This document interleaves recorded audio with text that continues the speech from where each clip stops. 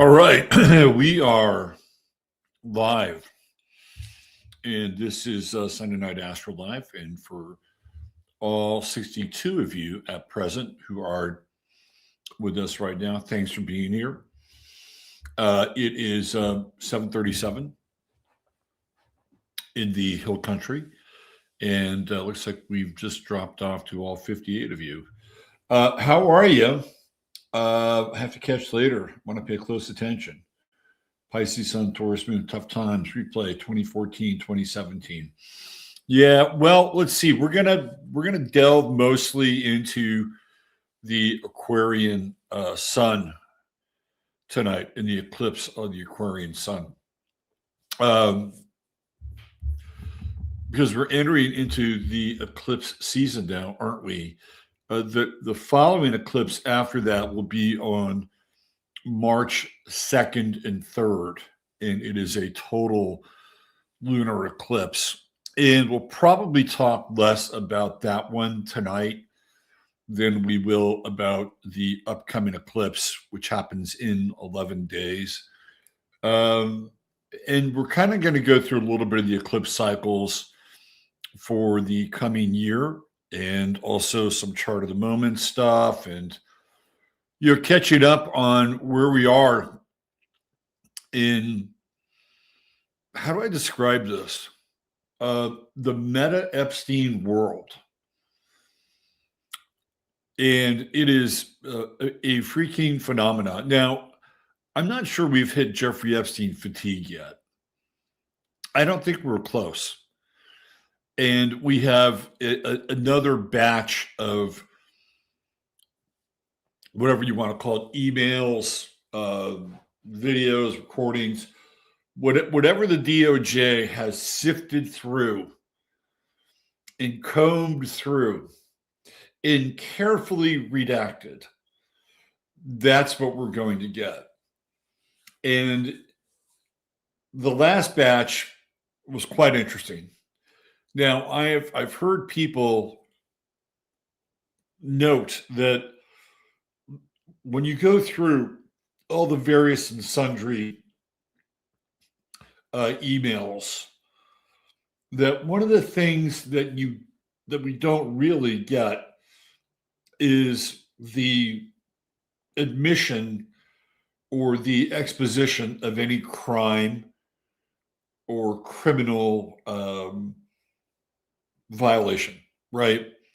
And you'll hear this from a number of people, and that's true. So what we're dealing with, at least at the present, is the reputation of people who are being soiled by being in the files. And I don't know if you guys caught the image of somebody who was captured. No, he wasn't captured, but the image of the person that was captured in Tel Aviv, which people swear looks like Jeffrey Epstein with his hair grown out and a beard, and two what looks like Mossad agents or people as his bodyguard. Let me see if I can find that image. I think this is a really interesting image. Now, of course, you'll have people that will push back and say, "Oh, that's not Jeffrey." Just go ahead and check some kind of fact check, right? Some sort of factcheck.org. This is the image that I'm referring to right here. Let me see if I can bring this up. And the reason I think it's interesting is because of this connection between Pluto and Jeffrey Epstein's son. Let me see if I can just pull this up here, and you guys can have a look at it. And the reason I think it's interesting is because, well, first of all, if you go back and look at well, you're not going to, but many of you were here, and we got into this whole procession of the personal planets coming through and crossing Pluto, like it was a portal of sorts. Right? Pluto being this everything and all the planets that we were looking at the time were in Capricorn. And it was, of course, Capricorn, as we've talked about again numerous times here, that Capricorn represents literally the power, right? Capricorn's like the power, the circles of power that had constellated around Jeffrey Epstein during the peak of Jeffrey Epstein's influence, shall we say? And we'll make that influence essentially right around the early 90s all the way up to the early 2000s. And maybe like the beginning of the 2010s. By the time we get into the 2010s, Epstein's power is starting to wane, the legal stuff starting to kick in, right? But this guy is totally flexing for a good 14, 15 years. He's got the thickest Rolodex that anybody, well, it may not be thick, but it would be chocked full of global movers and shakers just based on what we've seen with these emails.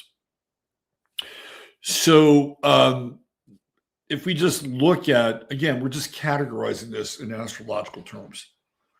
If we just look at who these or what these players represented, was peak Capricorn, right? This is peak Capricorn. And what I mean by that is that you have politicians who are at the upper echelon of the political world. If you include somebody like Ehud Barak, who is the prime minister of Israel, all over. I mean, we've got pictures. I mean, this goes beyond the files. We've got pictures of Ehud Barak going in and out of Jeffrey Epstein's mansion, right? You have Ehud Barak, you have Bill Clinton, former president of the United States. You've got Prince Andrew, of course, royalty. I mean, those are all very Capricornian figures. They are constellated in that Capricornian model, right? You've got the business people, Bill Gates right at the top of the list. And then a bunch of other people that you wouldn't recognize, but their names are quite important. People that are employed by Goldman Sachs, or they're employed by some other hedge fund or capital agency that Jeffrey Epstein is trying to tap in order to move money, create deals, and a whole host of people. Again, very, very Capricorn. Epstein's palling around with somebody like, and quite a bit, by the way, Noam Chomsky.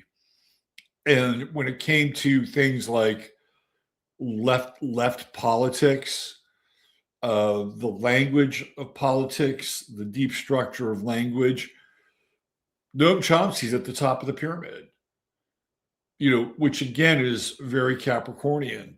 Alan Dershowitz shows up in the Epstein files quite frequently. He was Jeffrey Epstein's lawyer. Again, somebody who's near the top of the pyramid when it comes to law, legal standing, et cetera, et cetera. So what I'm trying to paint here is a picture of power and influence, which is representative of Capricorn. And then all those planets passing through Pluto at 2/3 degrees Aquarius. And so most of them are on the other side of Pluto now. And what's happened is that this thing with Epstein and the files, and people will say, well, it's a distraction, or, well, we can't really qualify them as a distraction, because what it's done is it's given us another window, albeit a limited window, onto a world that is what it's doing is it's confirming people's reality bias, right? Like, so if you believe, and I think most of us probably would agree on this, that the world is run by a series of elites, and that these elites are engaged in the movement of massive movements of currency, money, either, and Jeffrey Epstein, we were talking about this on Friday with Russ. Peter Mandelson tipped off Jeffrey Epstein about the markets that were going to implode in Europe because of what was happening with the derivatives and what England was planning on doing. I mean, this was a huge, huge tip. And he gave it to Jeffrey Epstein just before the derivatives were going to explode and go kind of exponential in Europe. And Jeffrey Epstein knew ahead of time. And so very quickly, he could position himself and other people to profit off of that very deep insider trading. And it looks like Mandelson, another Capricornian figure, his goose is cooked, right? So what's happened, even though like we're not seeing anything that's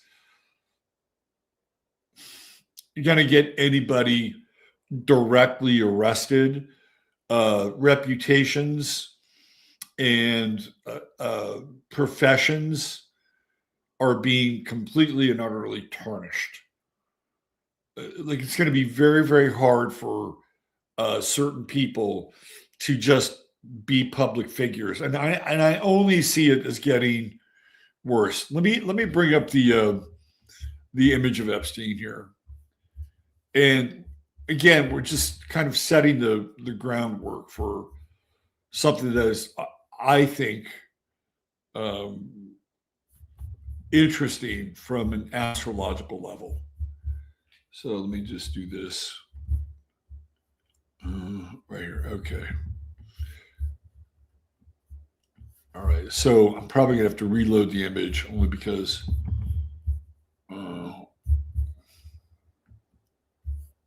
that is going to be, yes, it's okay. Go ahead, Google. Access my screen. There you go. Yes. Google Chrome has accessed my screen and system audio 4,444 times in the past 90 days. How about that?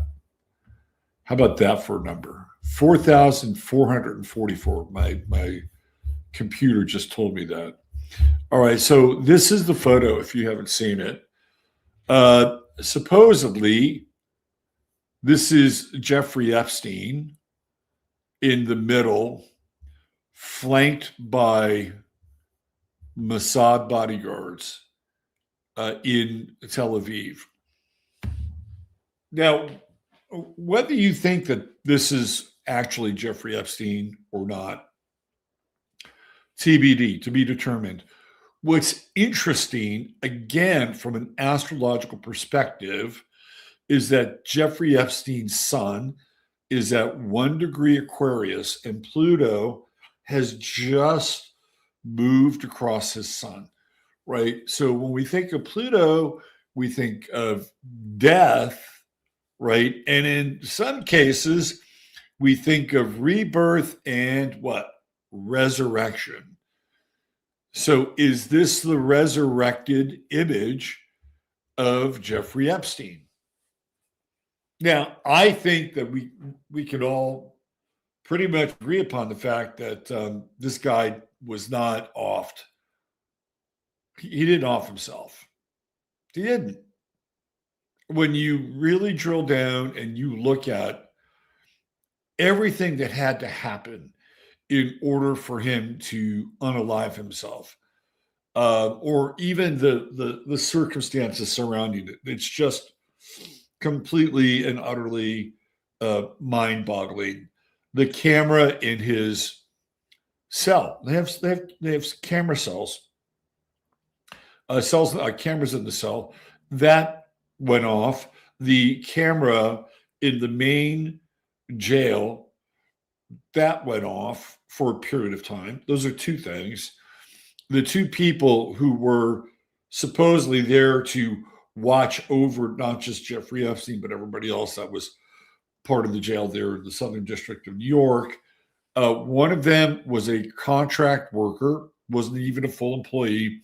The other had just started her job, and all they had to do was to get up from their little post there where they would sit, and their job was to go from room to room, cell to cell, and it's not like this thing was filled with a multitude of cells.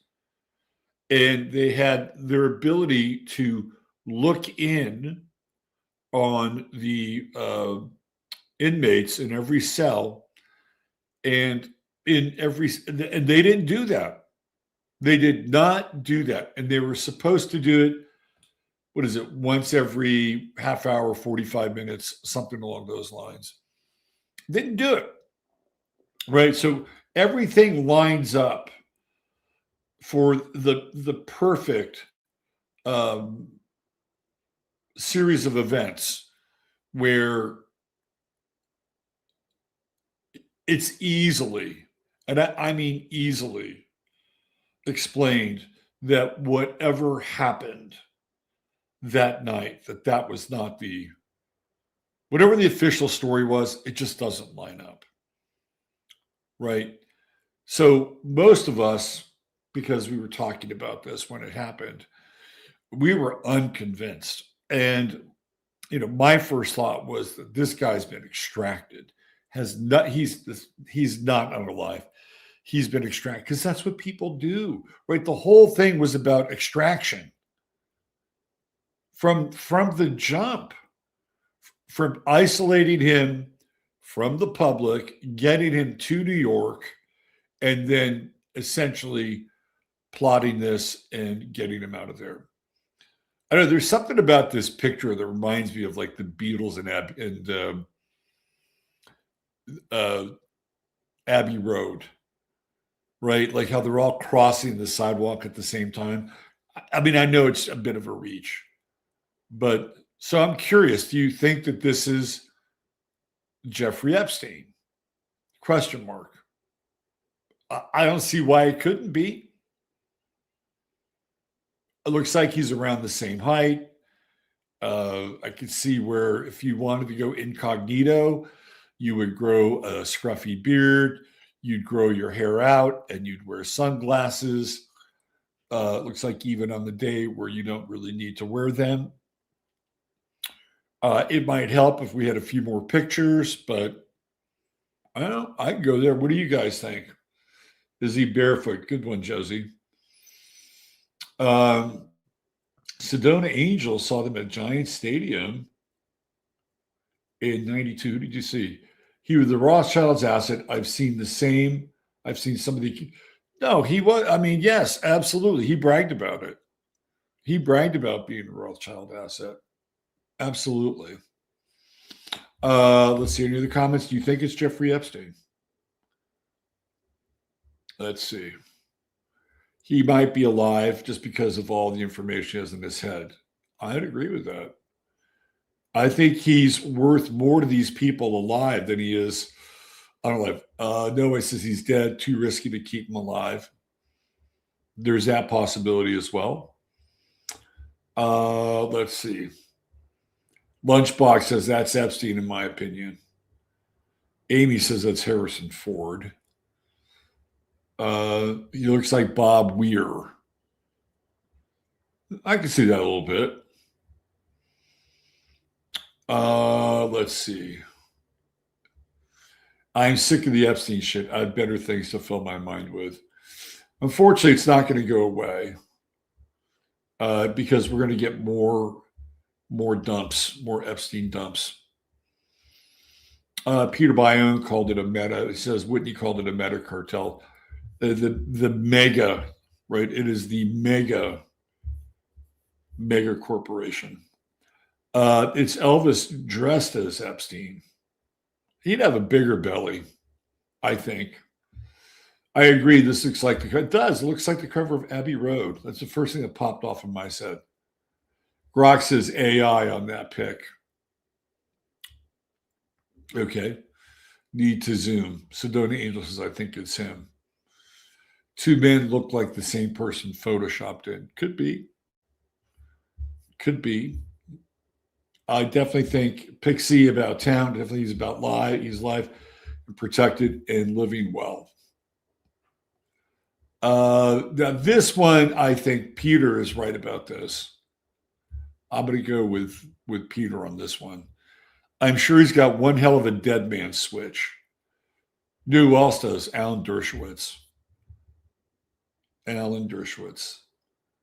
So anyway, this and the reason I bring this up is because astrologically, it's the Pluto conjunction with Jeffrey Epstein's natal sun, where we're talking, and it's not just like, is he out and about and reborn, right? But when you get into the nature of Pluto and you go into this whole idea of Pluto, Scorpio, the eighth house, we talk about other people's money, right? Taurus is your money. Taurus is hard assets.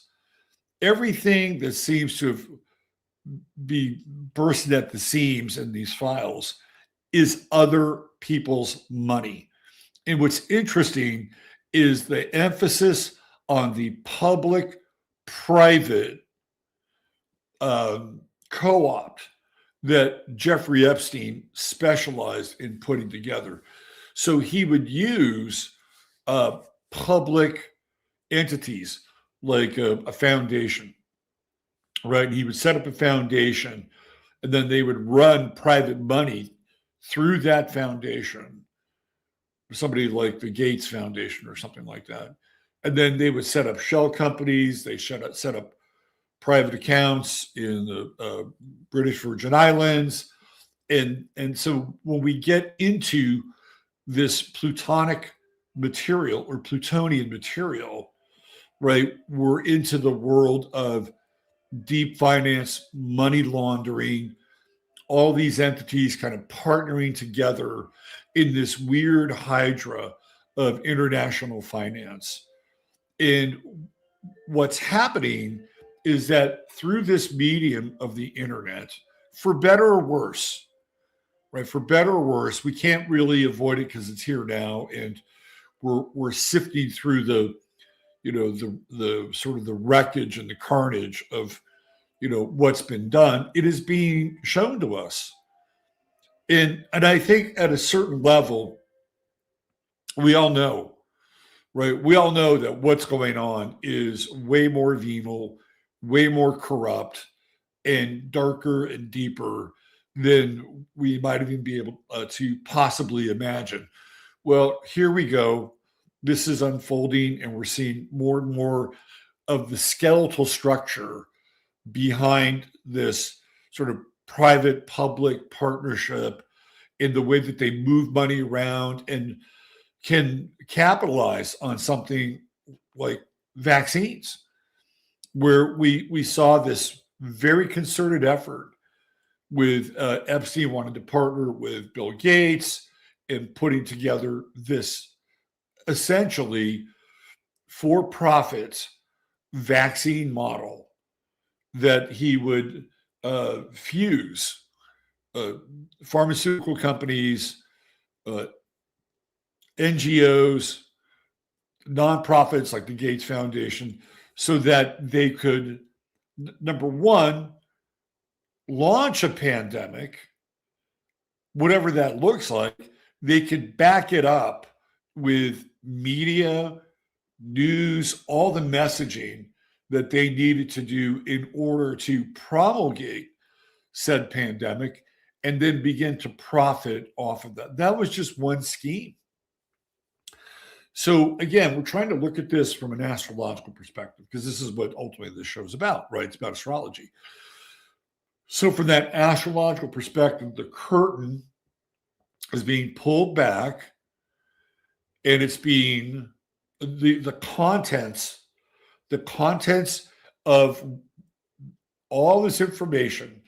Think about it from an Aquarian perspective, an Aquarian symbolism. It's taking this like massive urn of all of this shit and muck, and then just turning it over and pouring it down into the media stream, the social media ecosphere. This is what's happening, right? The release of this is Aquarian.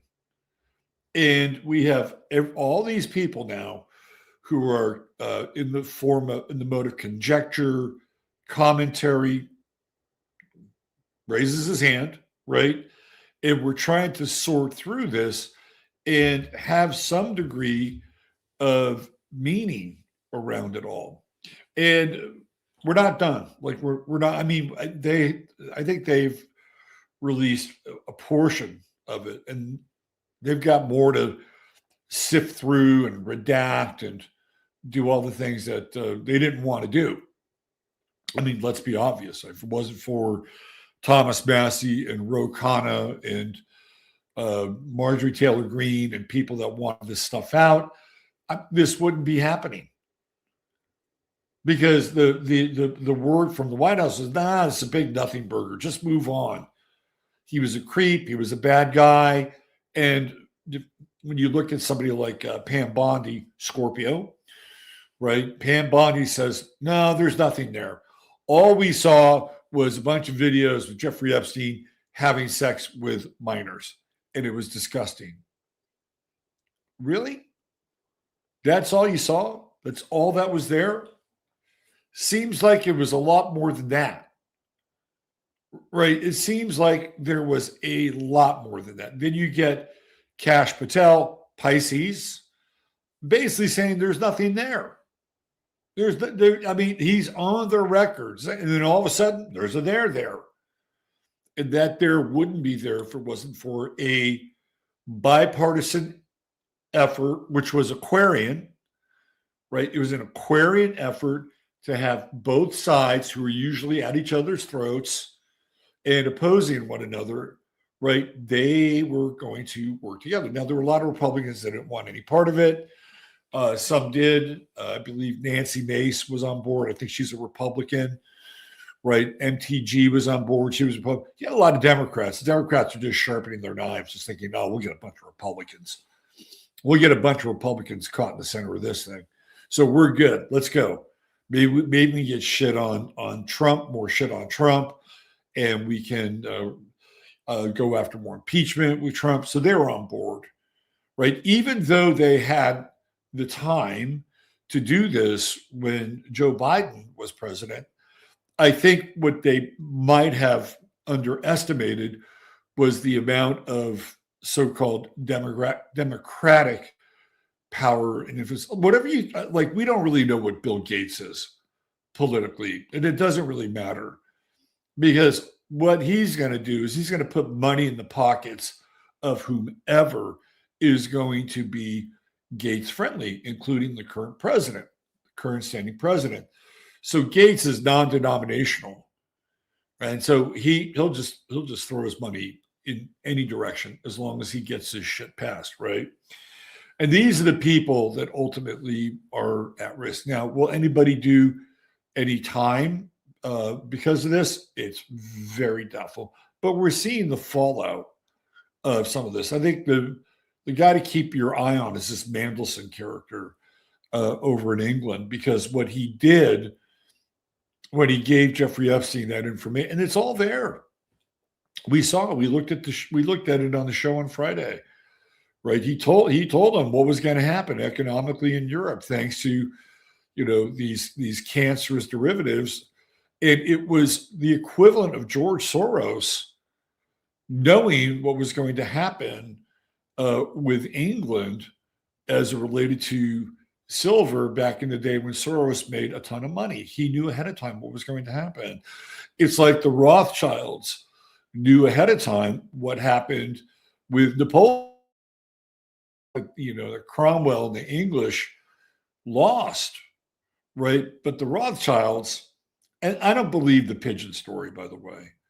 To think that this pigeon, this carrier pigeon, with the news of the war, made it back to the Rothschilds it's a nice story, but I think the Rothschilds knew ahead of time who was going to lose that war, and they just waited for everybody because the war was that the English had lost, and so all these guys on trading on the market in London kept selling their stocks because they believed that the market was going to crash.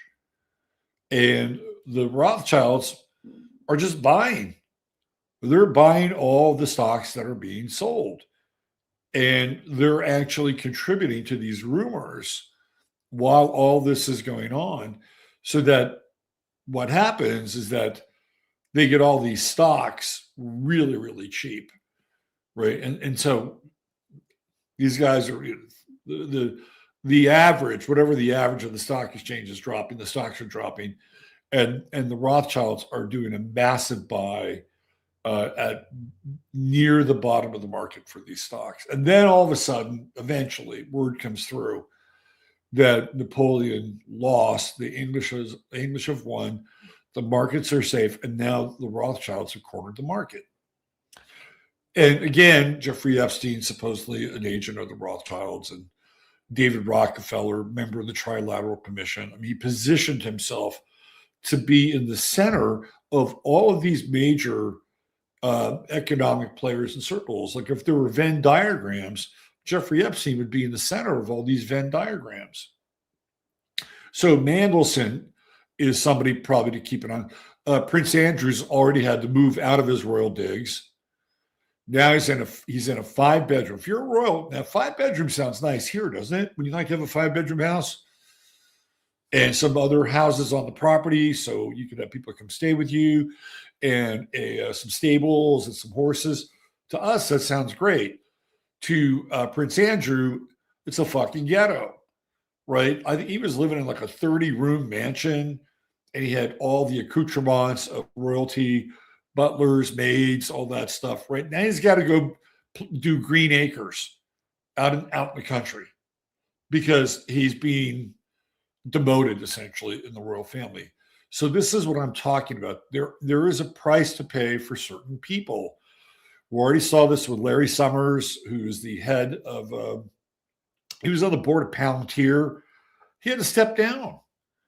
Right, he had to freaking step down. The board of Palantir, this company that is poised to make a shit ton of money. It was open. I take that back. It was OpenAI. He was on the board of OpenAI. Shit ton of money. He has to step down. He was also the head of the economics department, chair at Harvard. Has to step down. It's to be determined what's going to happen to Steve Tisch, who's a co-owner of the New York Giants. He got his hand caught in a cookie jar. So these people are there are ramifications for this. There are ramifications. Is Bill Gates going to be able to just show up anywhere now and not have to answer these questions about Jeffrey Epstein? And how many times will it take Bill Gates to essentially implode if he's asked this question too many times? We've already seen that he's got a pretty thin fuse, and it will only take maybe 3 or 4 times. And I guarantee you there are going to be people who will ask him about it.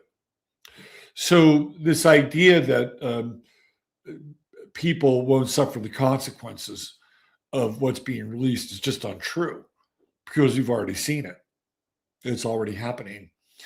And what's really interesting, again, just from an astrological perspective, we talked about how a lot of these people just really fall under the rubric of Capricorn because of the interlocking circle of influences between all of them: money, finance, education, media, you name it.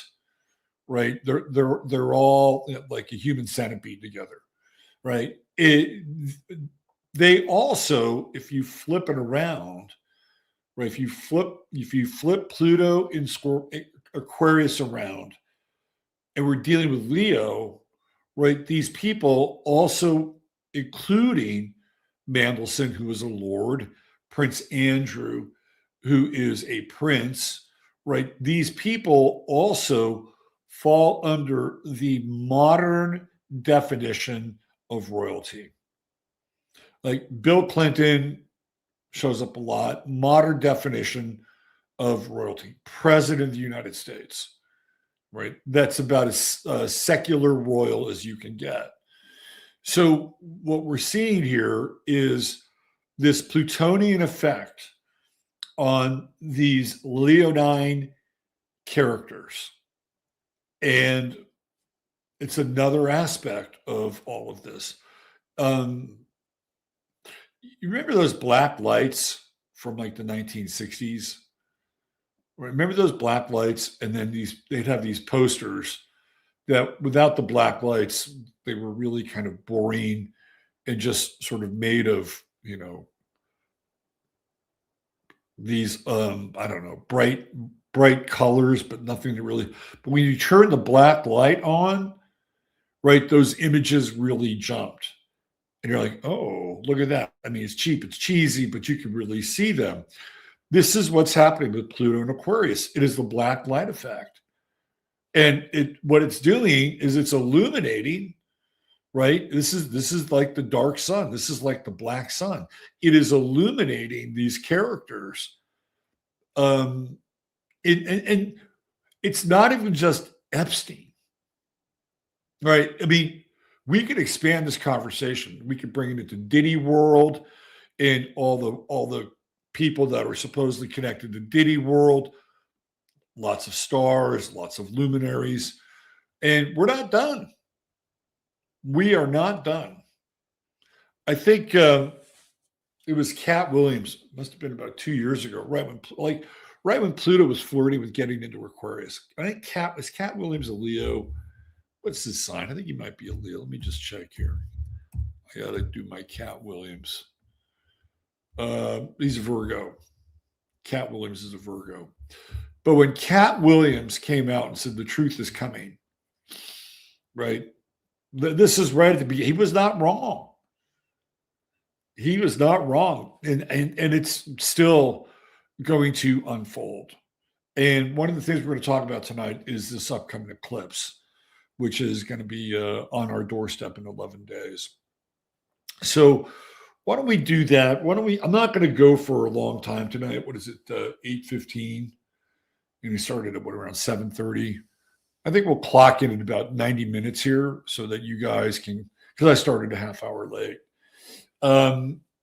Before I go there, first of all, the masochist in me wants to check the Super Bowl. It is 12-0 Seahawks. That sounds like a fucking baseball score. Are the Mariners playing the Red Sox here? 12-0. Yeah, that was the over. That was the under. You had to take the under in this game. And what was the point spread? 4.5.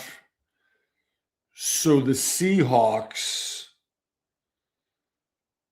need to score a touchdown and a field goal if Vegas won, because there's so much heavy money.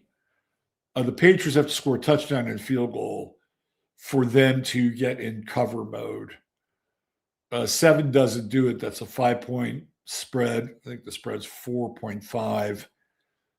So I'm going to go on record here. 248 in the third. I'm going to go.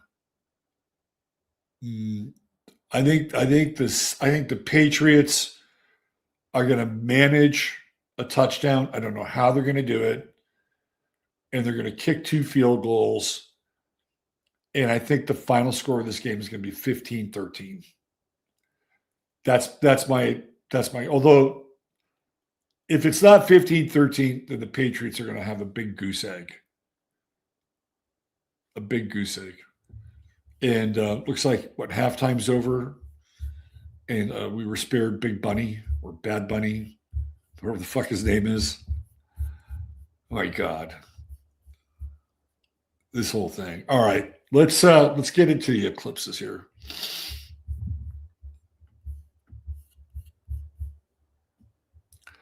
I tell you, I had the perfect lineup for the Super Bowl halftime show.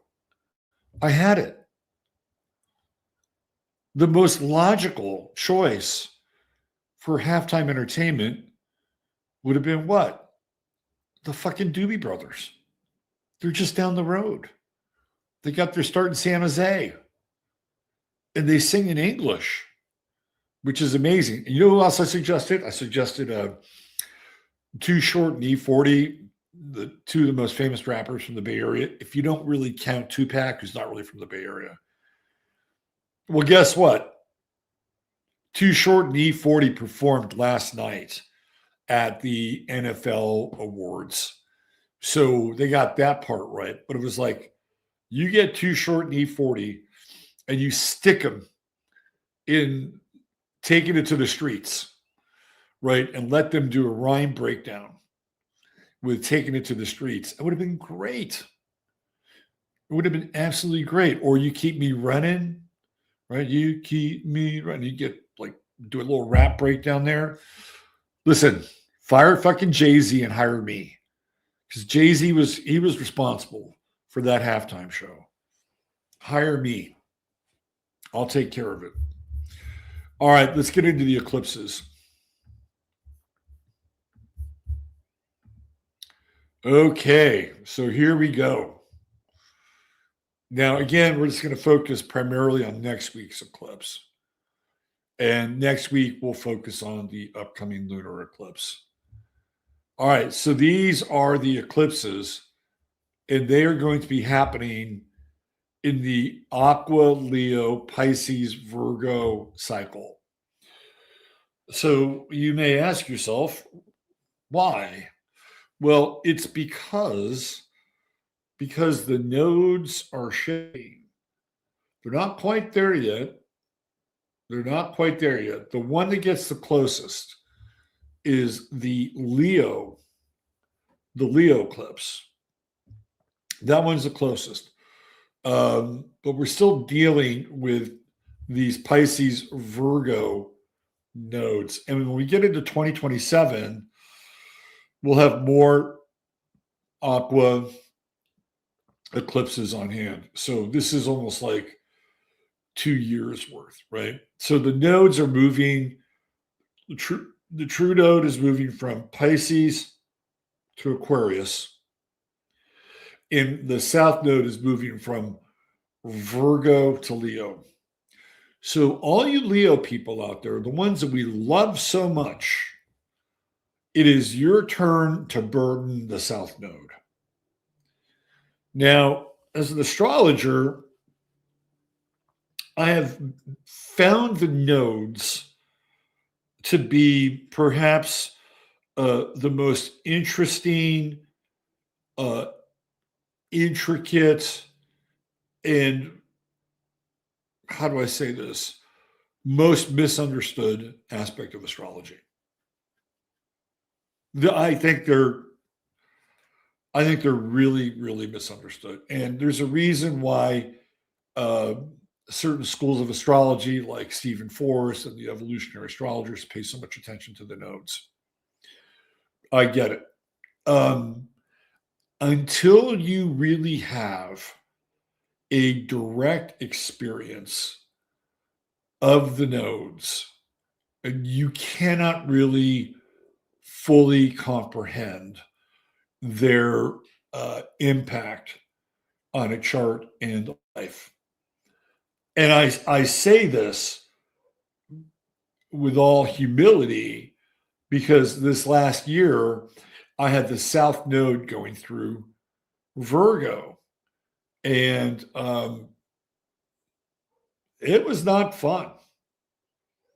It was not a fun time. And of course, I'm a Virgo sun. My true node is in Virgo, so I had the pole shift with the nodes. Uh, Midheaven in Virgo, and also Pluto in Virgo.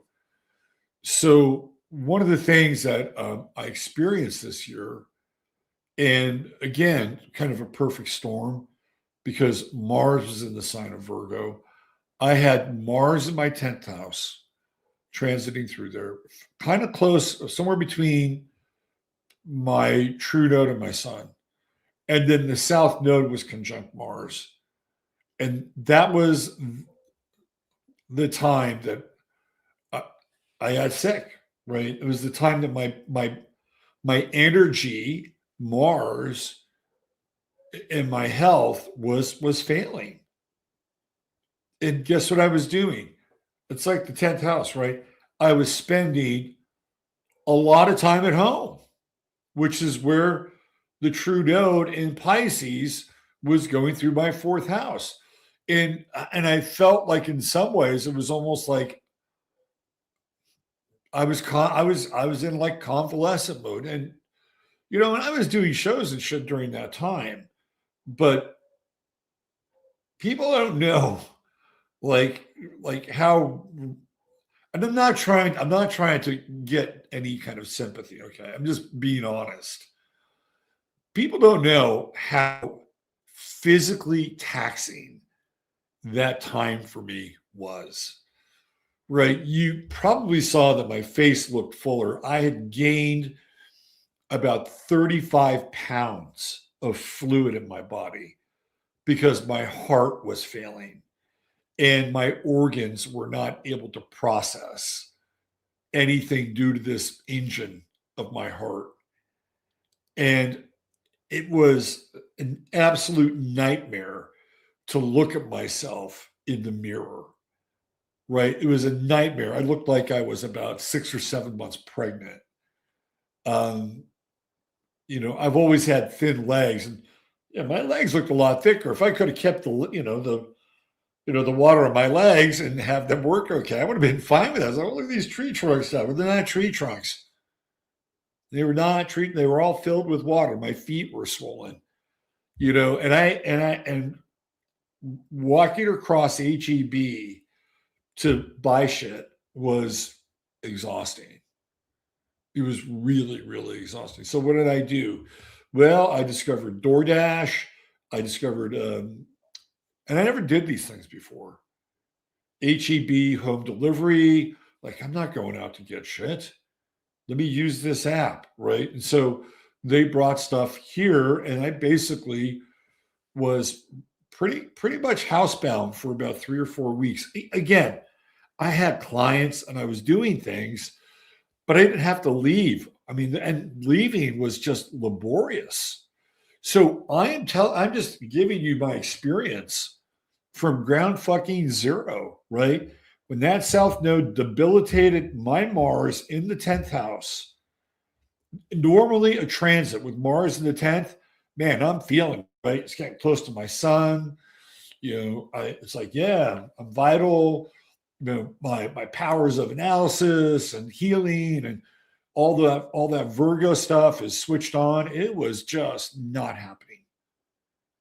It was not happening. In fact, it was switched off. And the reason I'm saying this is that until you really have a personal understanding of the nodes where they're strong and they're debilitated, right? You don't really completely understand them. You have to really pay attention. We go back. It was 3 years. 1, 2, 1, 2, 3. I think it was 3 years ago in October. It was when we had it was 23 years, 2023, where it was October of 2023, where we had the solar eclipse in Libra, and it came down into Texas. and I had an event here in the Hill Country. It was like, what? It was like perfect. Hey, we've got an event. Hey, we got a solar eclipse. And it was great, right? It was a great event. All sorts of people were here. Our friend Longo from Old World, Florida was here. He came, did a presentation, hung out with us. And that eclipse was on my Venus in my 11th house. And it's like, oh, well, what does this hold for the future of my events? Right? And the next year I had another event, and it was, listen, it was fine. The people that came were fine. We had Mario from Symbolic Studies, and he was absolutely great. So in a world of quality versus quantity, it was a success. In the quantity world, I lost money. And it was, after that, it was like, I'm just not going to have this here in the Hill Country again. And if I ever do it somewhere else, it'll be different. It'll be like a destination, like somewhere, right? Like, I don't know, we'll meet at a hotel in Puerto Rico or something like that and go spend a lot of time at the beach, and it'd be something like that along those lines. But it was not going to be the same, right? And when you get into these eclipses, we're also dealing with the nodes. So the nodal shift is going from Pisces, Virgo into Aquarius, Leo.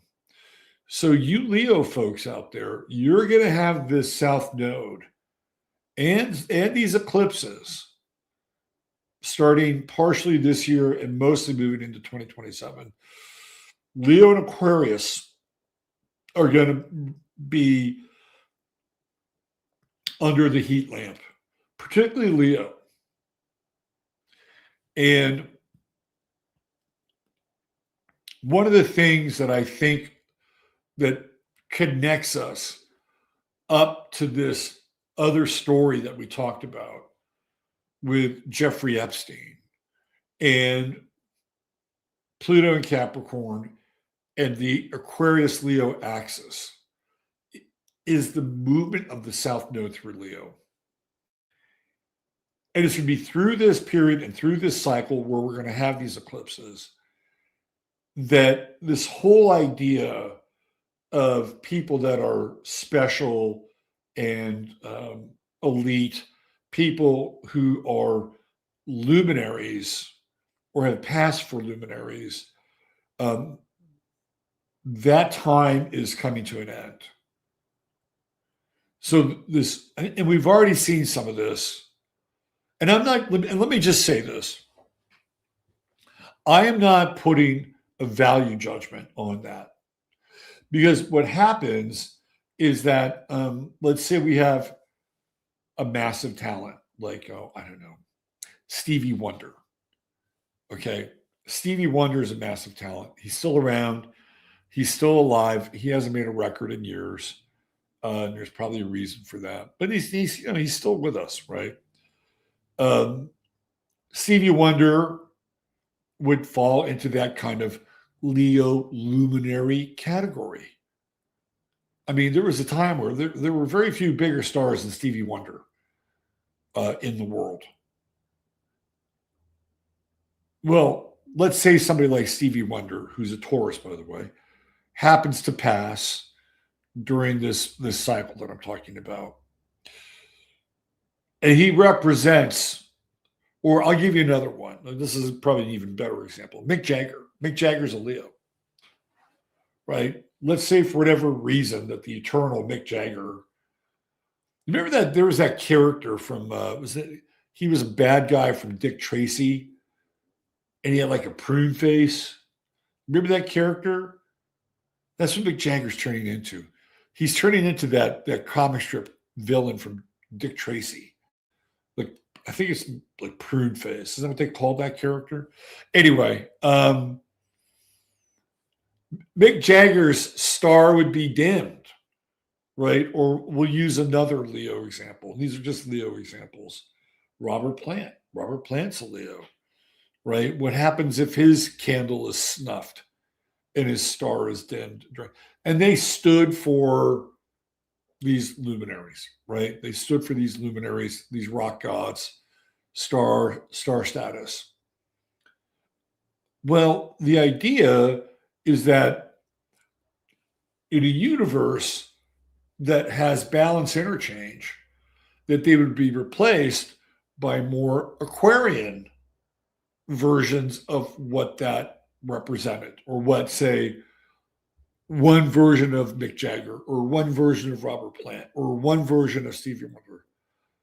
All of whom, by the way, have had somewhat notorious and nefarious relationships with younger women.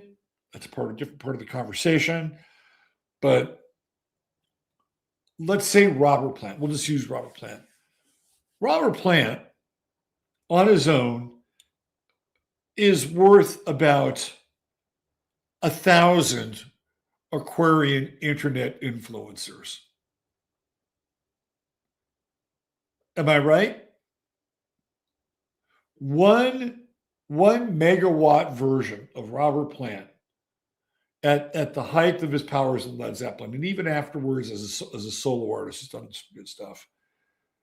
He's worth 1,000 Aquarian internet influencers. And so I'm just sharing with you, in some ways, when these people go, and we're going to see this happen with this eclipse cycle through Leo, that this idea of royalty, whether it's rock royalty, acting royalty, when I say acting, I'm talking about actors. Like we just had, even though he's kind of out of this eclipse cycle, we just had Robert Redford pass, who was a Leo. Acting royalty, rock royalty, royalty, political royalty, athletic royalty, right? People who have been in that world, or whatever it is that they represent, the diminution of that power, right, and that status takes place with the South Node going through Leo. The South Node going through Leo debilitates people that have planets in Leo. It's a fact.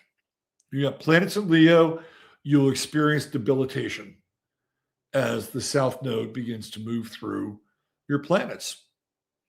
And that's, look, if there's anything that I got out of that South Node Mars conjunction in my 10th house, it was down in my 4th house, and it was in Pisces. And it was, as I talked about this process, kind of in the aftermath, I wasn't talking about it when I was going through it. It was the unconditional love and support that I got from people, which was Piscean, right? It was, it was either on the comments of the show, right? Or it was text messages or emails that people sent me. It was very heartwarming. And it was just like, okay, can you receive this? You don't always have to be breaking shit down, analyzing things, serving, helping, fixing, right? Just, stay at home with all that water in your body. True Node in Pisces got a lot of it, right? And take this in. So what I'm saying is that if you have planets in Leo, and we're beginning to have that movement with the South Node through Leo, even though you may experience some debilitation depending on what those planets are. I think the biggest debilitation is going to be Pluto and Leo for a lot of the baby boom generation. So the first ones that experience it are people that are born in like 1956, right? Because they're right at the end of Pluto and Leo, right? And we know that the nodes start at like 29 and go backwards.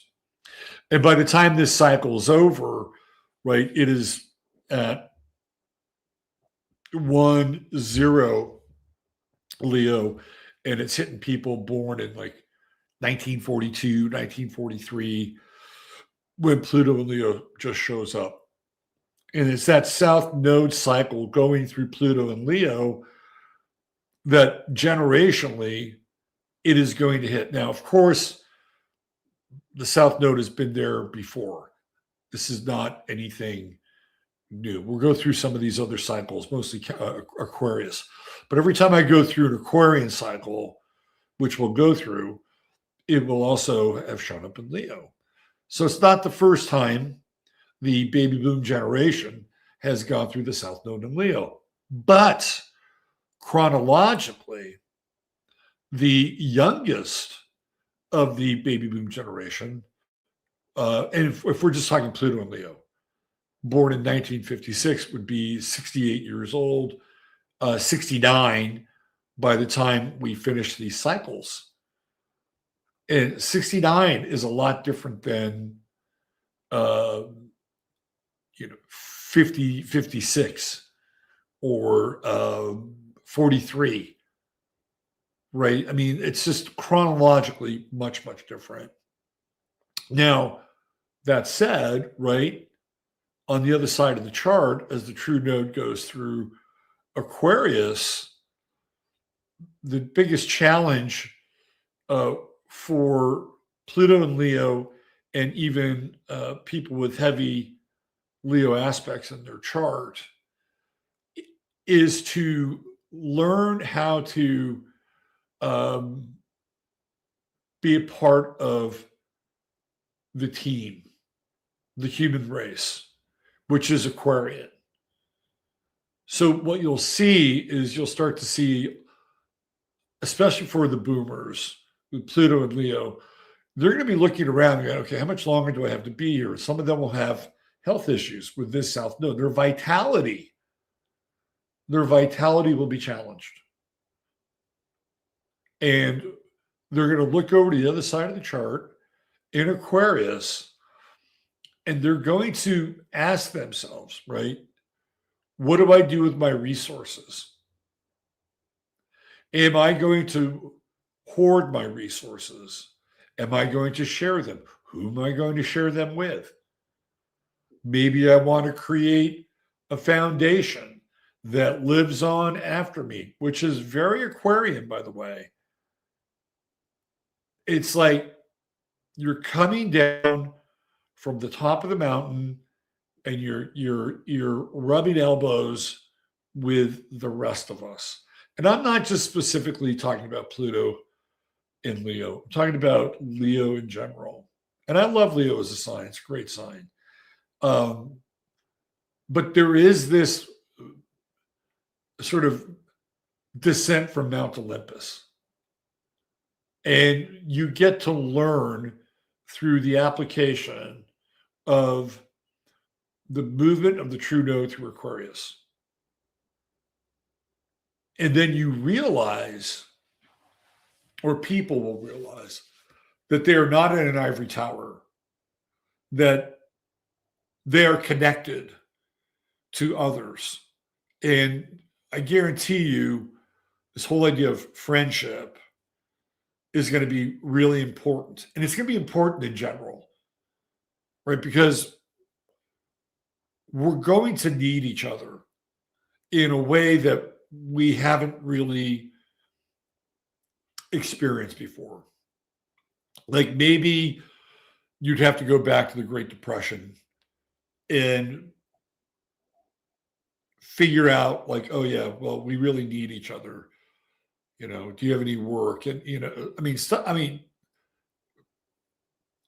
prior to the Great Depression, not everybody, a lot of people were playing the stock market, which is how the big fucking mess got started, right? People got hooked into the stock market and you were getting stock tips from the shoeshine boy, right? It was like, we're going to give people all this money on margin and you're going to be able to get into the market, you're going to be rich like all these other people who in their own right resembled a form of royalty, whether it was, you know, the robber barons, the Carnegie's, the JP Morgans, whomever, right? I mean, in a lot of ways, those are very leonine people. And then what happened, of course, the market crashes and everybody tumbles, and then you kind of need each other, right? It's like you can't really coexist in the world unless there's some level of form of cooperation. And it feels to me like that's going to be a big theme when we move into the shifting of these nodes. And in some ways, I feel like we're starting to do that. We're starting to build those interstitial bonds of connection with one another. Some of it is through social media, like whatever's going on in chat tonight, right? And I know a lot of you have met each other. Some of you haven't, but we've been forming the energetic lattices for this for a while now. And I think it moves beyond being energetic at some point. Or it moves beyond just being sort of out there in the ethers of the cyber world, right? That we're actually going to have to really cooperate with one another. Now, the flip side of this too, because we deal with polarity, right? The flip side of this is, hey, it's good to have some autonomy. I think people, need to feel like they have some direction and power and say over their own life experience. Fundamentally, I believe that's Leo. I mean, if you look at the worst case scenario of Aquarius, what do you get? You get communism. That is the worst case scenario of Aquarius. Everybody's equal. You own nothing. The state owns everything.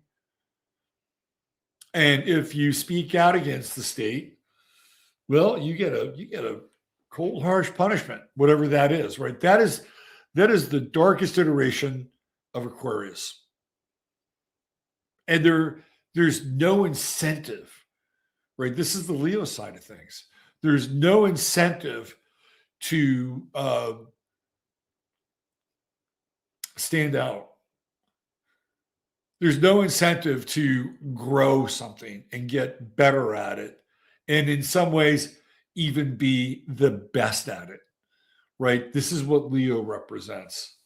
Not only am I going to be good, I'm going to be the best. I think of somebody like Barry Bonds, who's a Leo. Okay, what does he do? He looks around, he sees all these guys shooting steroids, says, okay, they're going to get all these fucking records. I may as well shoot steroids as well. Because with my ability, if I do the juice and I work out, I'll be better than those assholes. And guess what? He was. Barry Bonds holds the all-time record for home runs in Major League Baseball. It won't be in the Hall of Fame.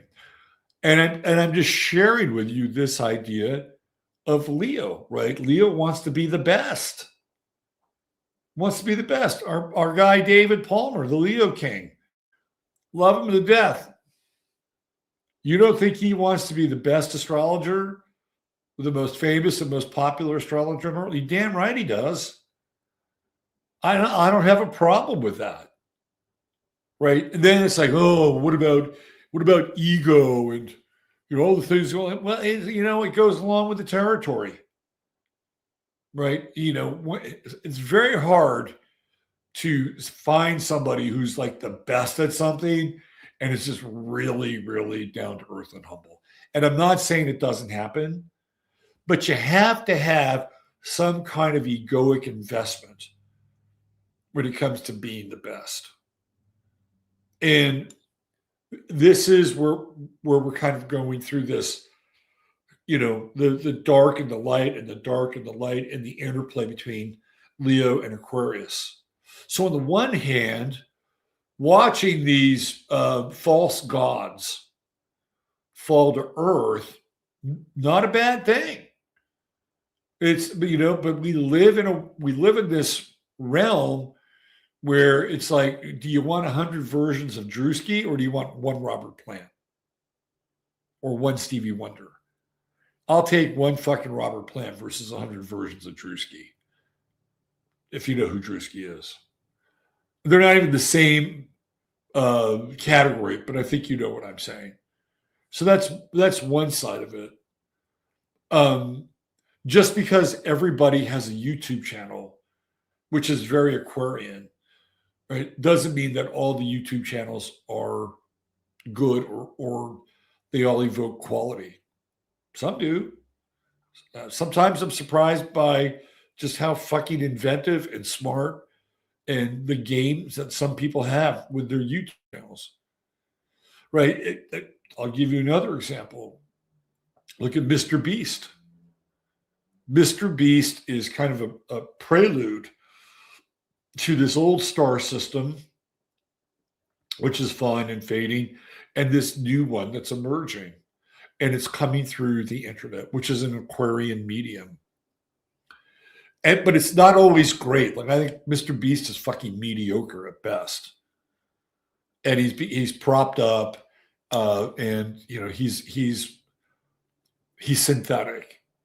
He's a complete media creation, right? So even though this idea that we're going to see the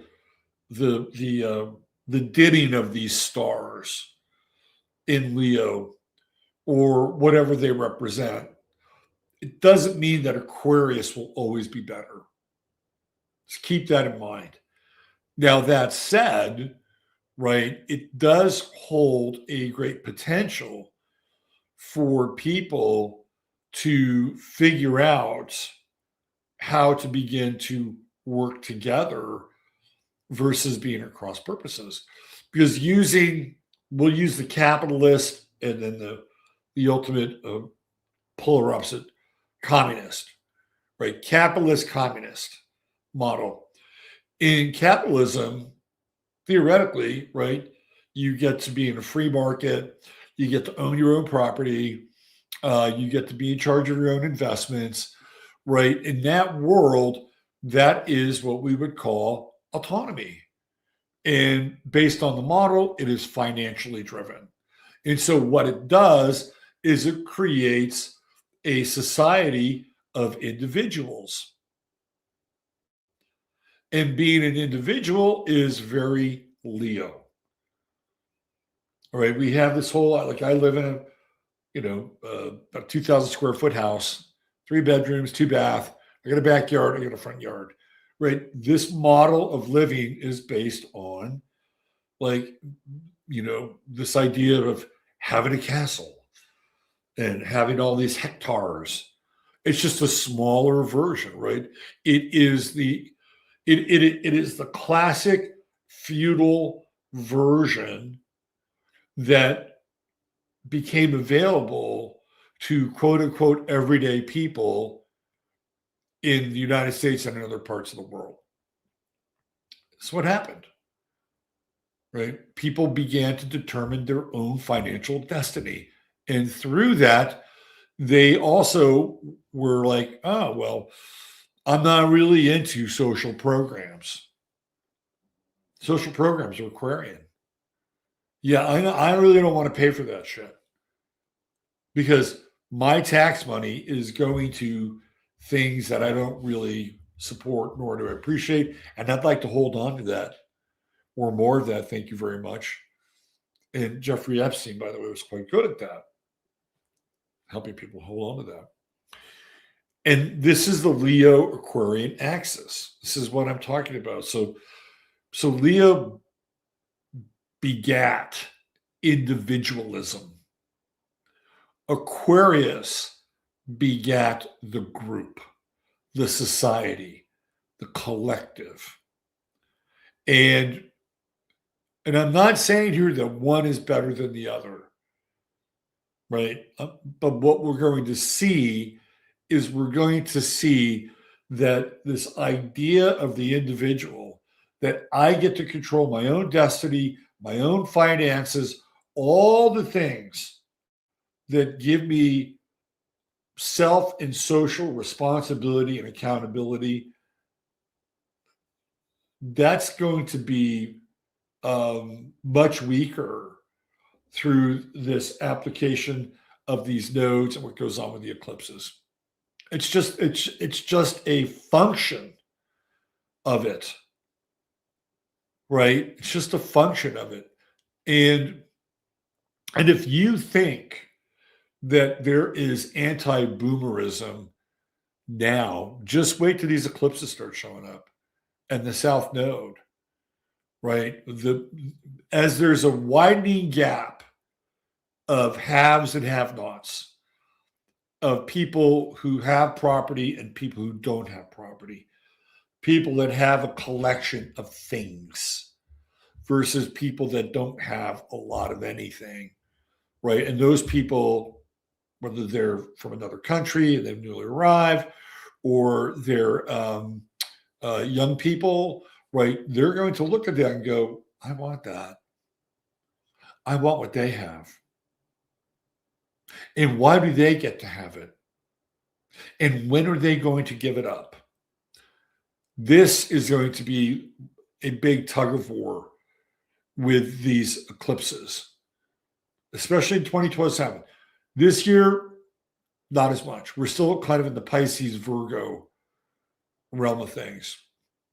So I'm just laying the foundation here because not all of it is good and not all of it is bad. At the optimal edge, right? The optimal edge, the most productive and self-realized version of the true node in Aquarius is that we realize we're all in it together. And when we realize that, it's like, oh, okay. There are no scapegoats. There are no evil villains and bad guys, right?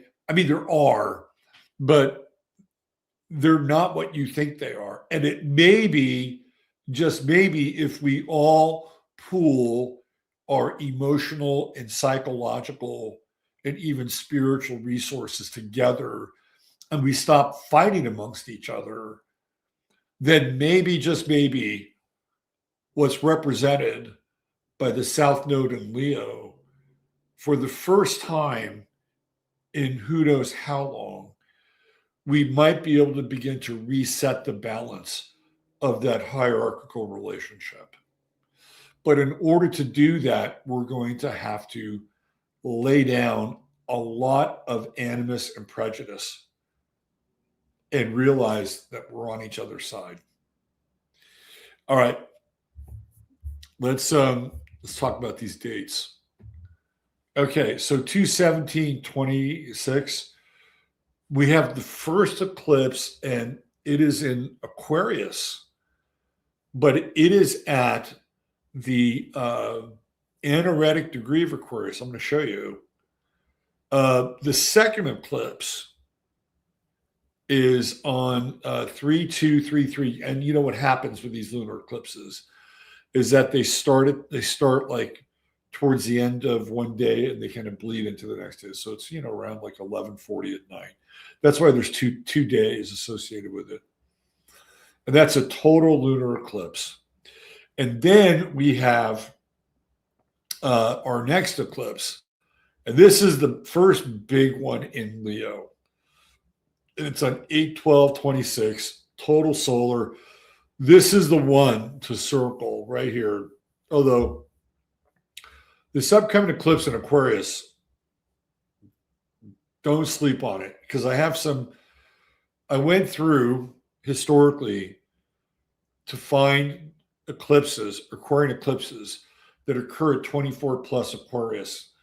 And you'll be surprised, not surprised, with some of the things that happen either right on the eclipse, a day before the eclipse, or just days following the eclipse at that degree, 24 plus. And then on 8/27/8/28, we have a lunar eclipse in Virgo, and it's a total lunar eclipse. So that's the early degrees of Virgo. So we're talking about 4 or 5 degrees Virgo, right? So these are the eclipse dates for the coming year. Okay, let's look at this solar eclipse. It's at 9:56 a.m. Universal Time. And you can see this is the eclipse path. Like, not much of the world is going to see the eclipse path. However, if you happen to be in Antarctica, you will. That would be kind of interesting, wouldn't it? To see, I love the annular eclipse because you get that ring of fire on the outside. It's pretty fucking cool. And to see that annular eclipse over Antarctica, that'd be interesting.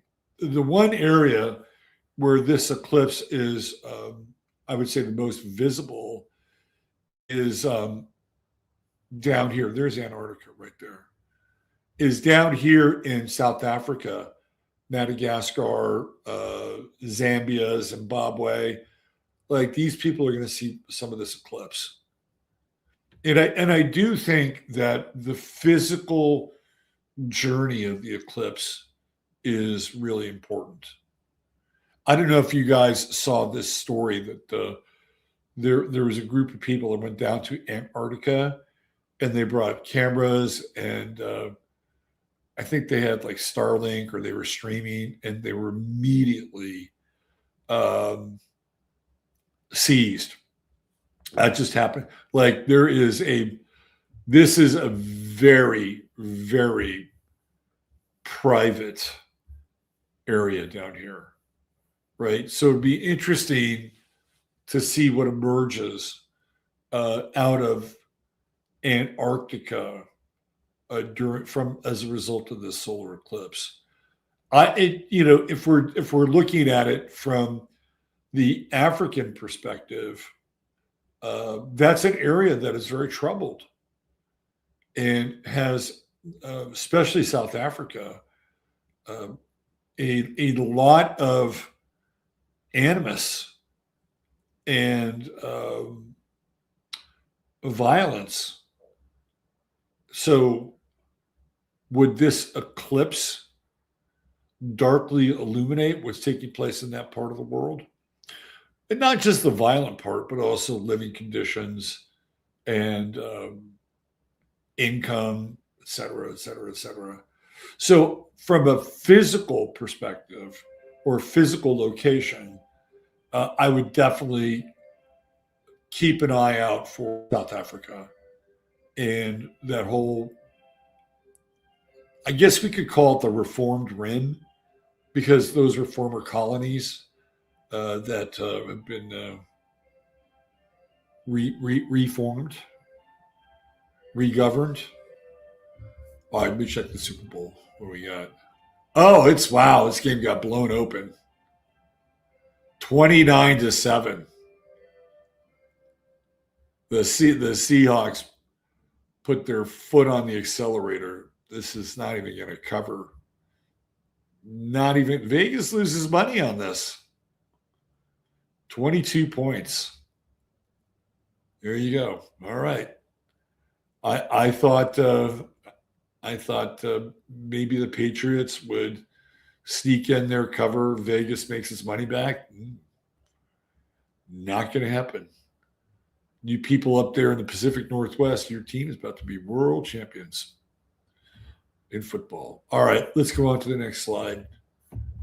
Okay, so this is the eclipse chart. And you can see there's our sun at 29. We have a new moon right at 0 degrees Pisces. Look at that. That's fascinating. Now, the reason why it is an annular eclipse is because the node, which is in Pisces, is not at the same degree as the moon, and the moon is the same degree as the sun. This is when we have a total solar eclipse. So we get an annular version of it, which means that it is partial, but partial in the sense that it's the center that is black, and then the outer ring is illuminated.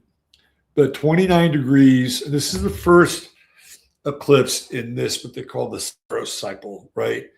And it's at the final degree of Aquarius.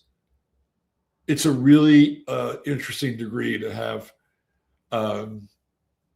this eclipse at, because, of course, when the nodes shift, right, they go to the first degree that the node will show up will be 29 Aquarius.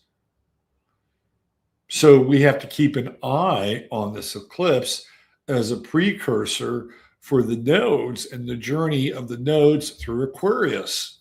There will be a theme here, right? It'll be a theme.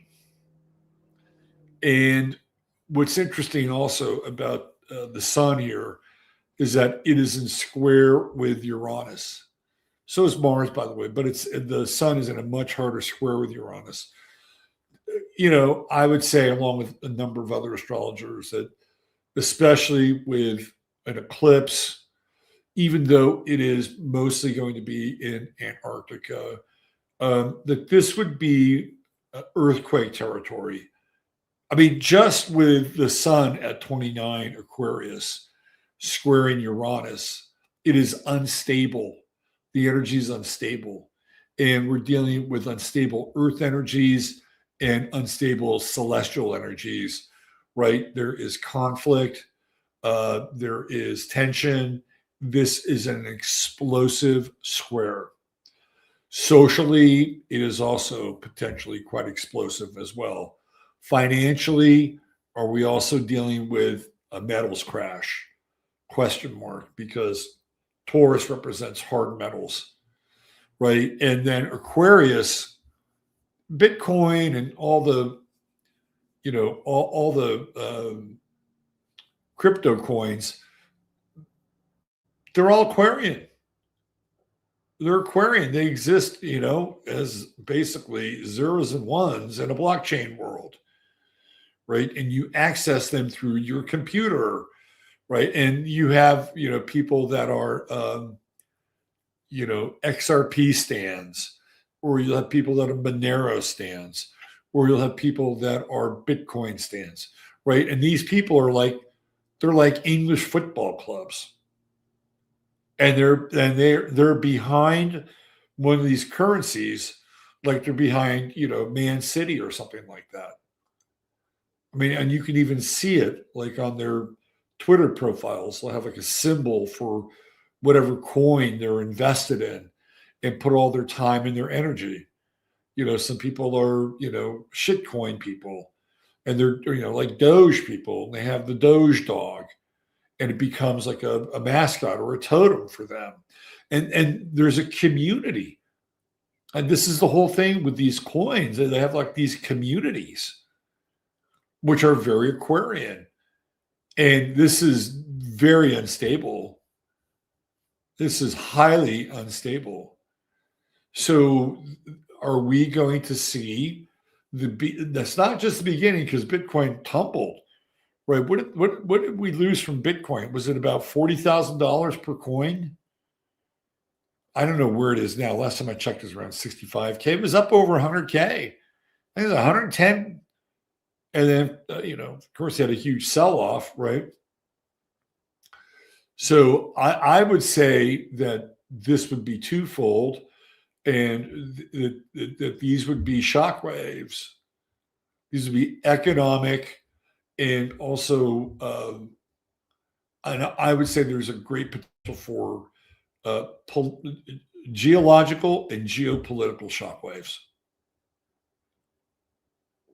And when we look at Saturn, Neptune, what do we see? 0 degrees Aries.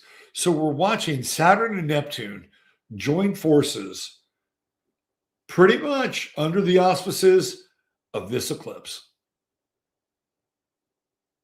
The first time Saturn and Neptune show up together at 0 degrees is under an eclipse. Man, talk about something that feels fated, right? Just as a date, February 17th. That is a humdinger. And it's like, okay, well, what does that look like? What can we derive from something like that? Well, I'm going to take you there in a minute. But I just wanted to show you where these planets, and the ones you want to pay attention to are the sun at 29, anoretic, squaring Uranus at 27, highly unstable. It's like there's nothing left. Grab it as. I mean, I think this is probably a minor and benign metaphor. It's like when you have a thing of whipped cream, like a can of whipped cream, and you're shaking it up, and you're trying to get the last bits of the whipped cream out. You can still hear the gas, but there's nothing coming out. That's like the sun at 29. Like there's something in there, but it's not solid. It's more gaseous than anything else. And, some people put it up to their mouths. And it's like, oh, fuck it. If I'm not getting the whipped cream out, I'm getting the nitrous oxide out, right?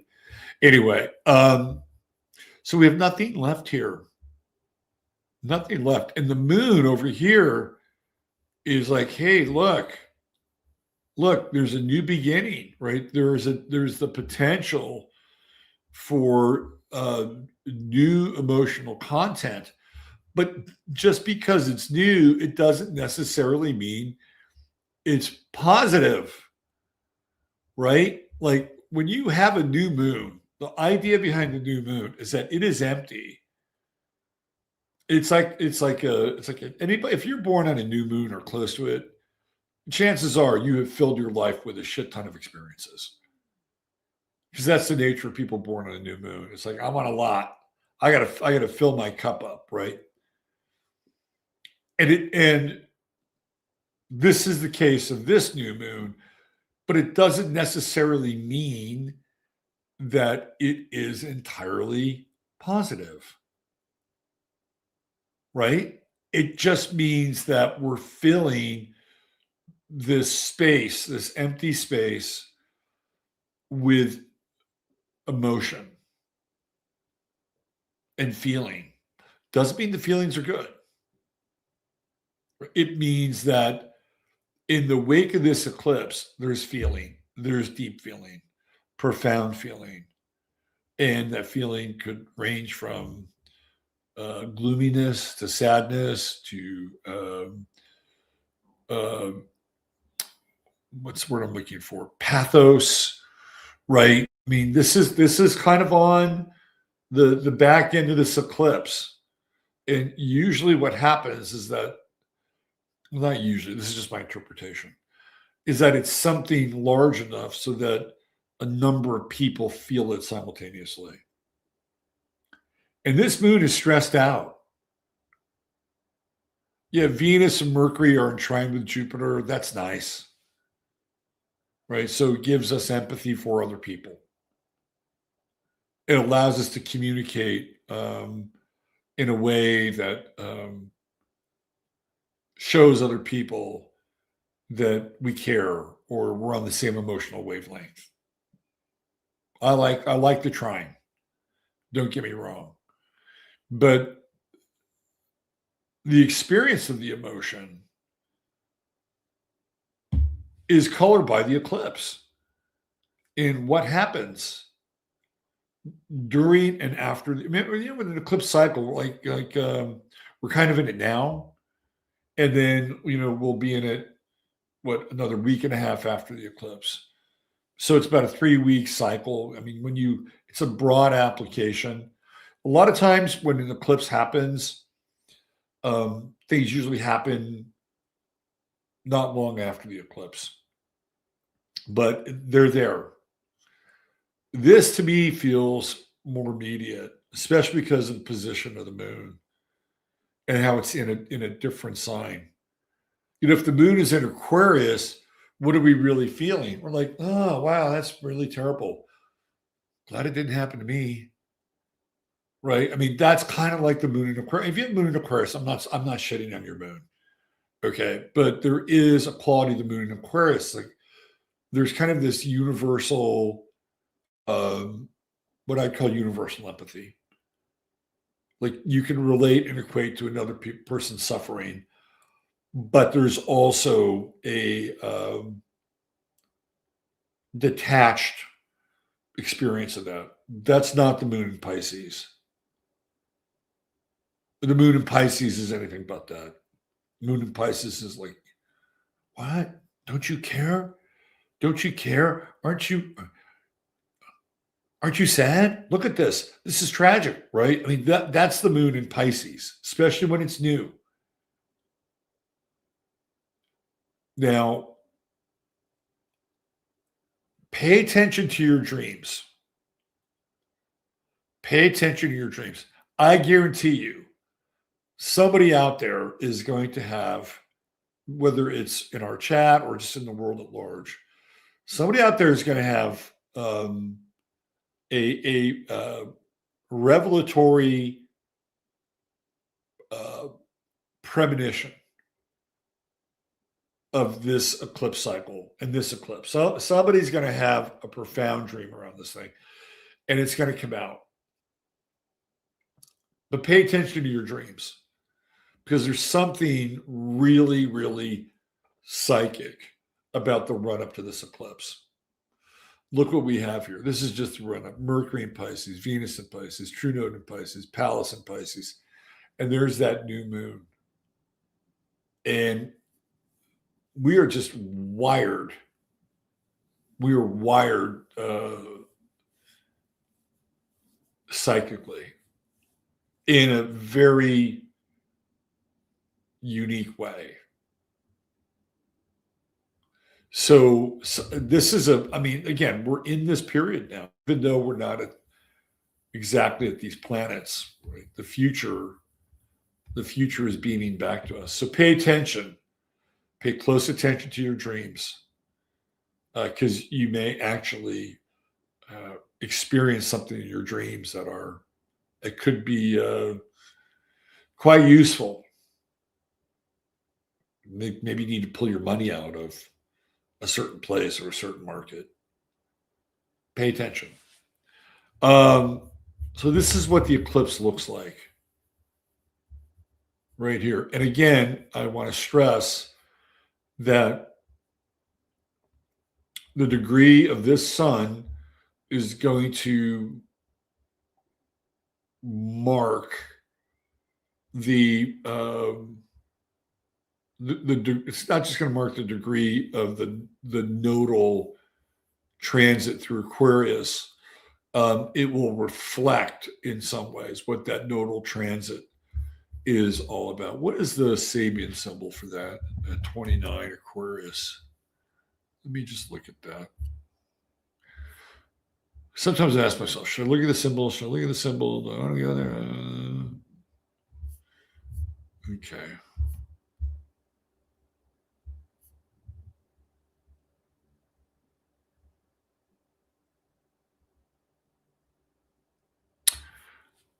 It's great. Both of them are great.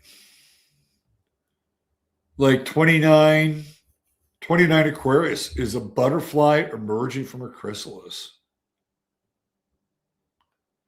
That's a great symbol.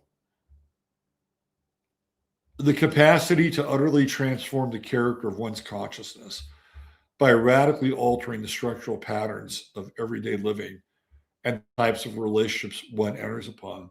I talked a lot about the South Node in Leo, but I didn't talk much about the True Node in Aquarius. So for you Aquarian people, with this node going through your Aquarian signs, boy, you're going to get lit up.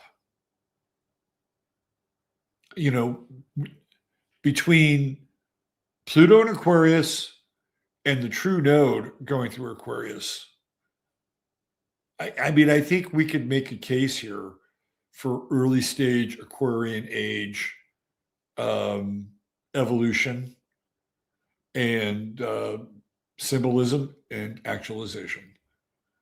The capacity to utterly transform the character of one's consciousness by radically altering the structural patterns of everyday living and the types of relationships one enters upon. This is the second time within a very short span of the cycle that the butterfly symbol appears. The first one's at Aquarius 25. I think it's a butterfly with 3 wings. Here, what is emphasized is the process of metamorphosis itself. It is the 4th symbol of a 5-fold sequence, and it stresses the essential character of the activity required at this stage of the cycle.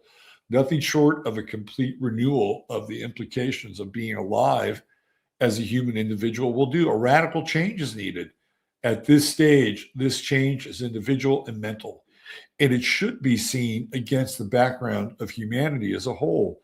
What is revealed is the potential ability of every human being to participate in a higher realm of evolution after his or her emergence from a critical state of transition. It is this 4th stage of the 65th subcycle. The key word is metamorphosis. In spiritual terms, it implies initiation, entering a higher realm of conscious existence, and there joining a sacred company.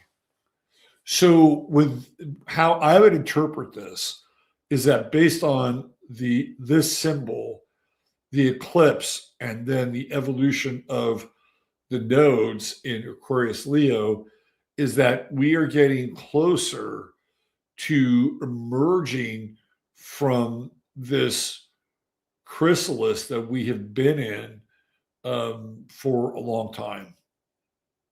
Like the real prospect of transformation is upon us. Now, keep in mind that this is not an easy thing to go through, and it can be initiated by events that can be difficult, disturbing, troubling, but also catalytic. And I think this is a great symbol. So whatever happens around this eclipse, right, it is the impetus and the energy for this transformation.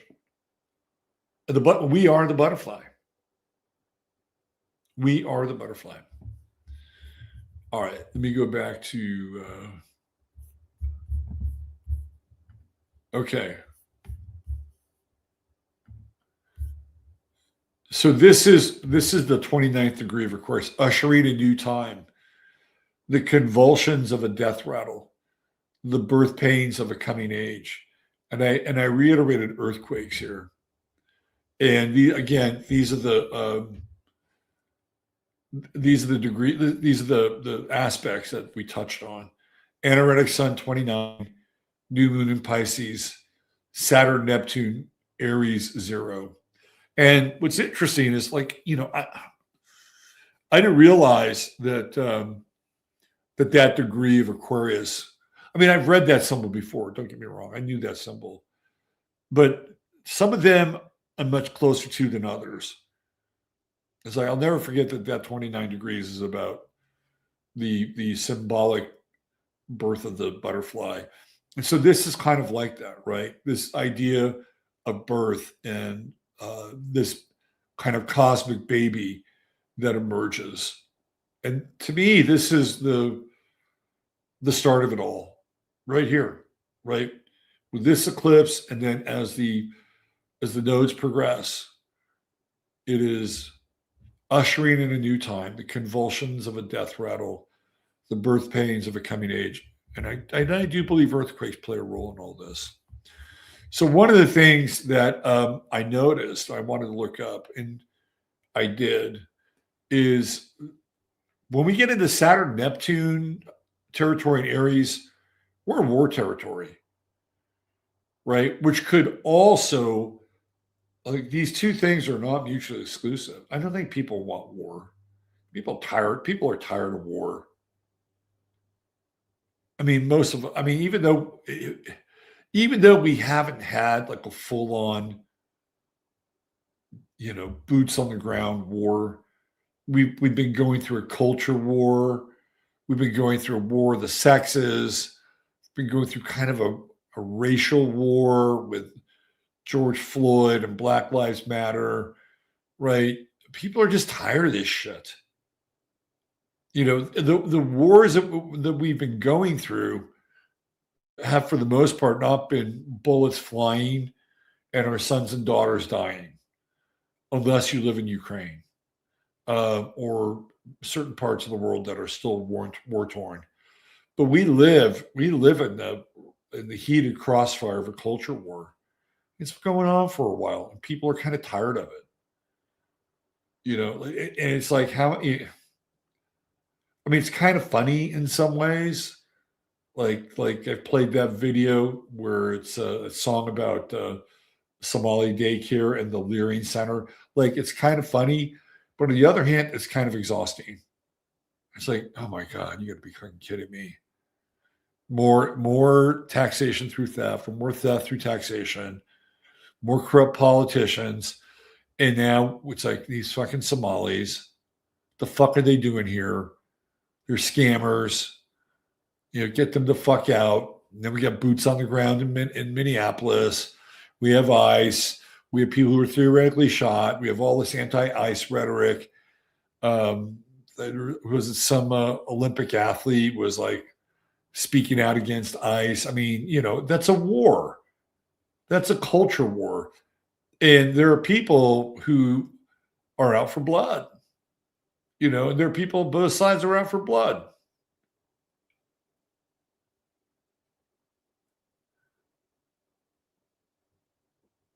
Anyway, so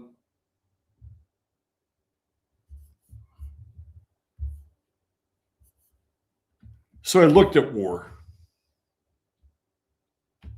and I looked at Iran, and I took the date of the eclipse. Now I want to show you something, because I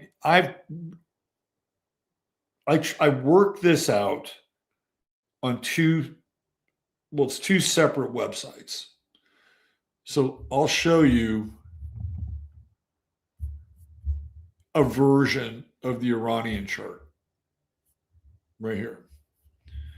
So I'm using this day, this time, this year, Tehran. So when the new government comes in. So Iran, Sag rising. I mean, it kind of resembles a cleric state. Resembles, it is. Neptune, Sag, first house. And the ascendant is at 14 Sag. If you look at the midheaven, you won't see it down here at the IC. But if you look at the midheaven is 0 Libra. So in this chart on Astro Theme, the MC is at 0 Aries. Where did we see 0 Aries before?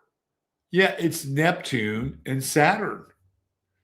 So according to this chart, Neptune and Saturn are coming to the 4th house of Iran.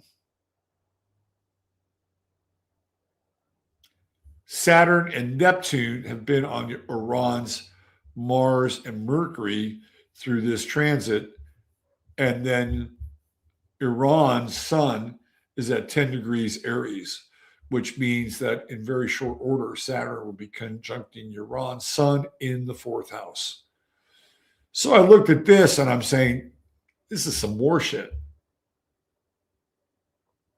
Saturn, Neptune, Aries, that's some more shit.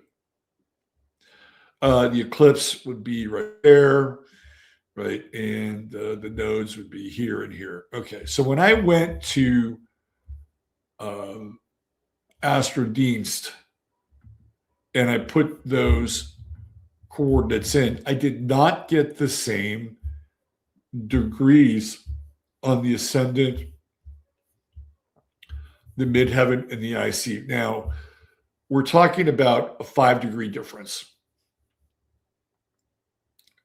5-degree difference. And I played with a bunch of stuff just to see if I could get it closer to the Astro Theme version. And remember, I'm reminding you 0, 0, right? And over here, it's a little bit off. Now, that said, Saturn is going to show up there lickety split. Neptune, guess what, the 2 or 3 in it retrogrades. And I can't describe the discrepancy. I can't describe it because I played with if I had Astro Themes software, maybe it worked, but I don't. Nonetheless, Saturn is going through Iran's 4th house in Aries.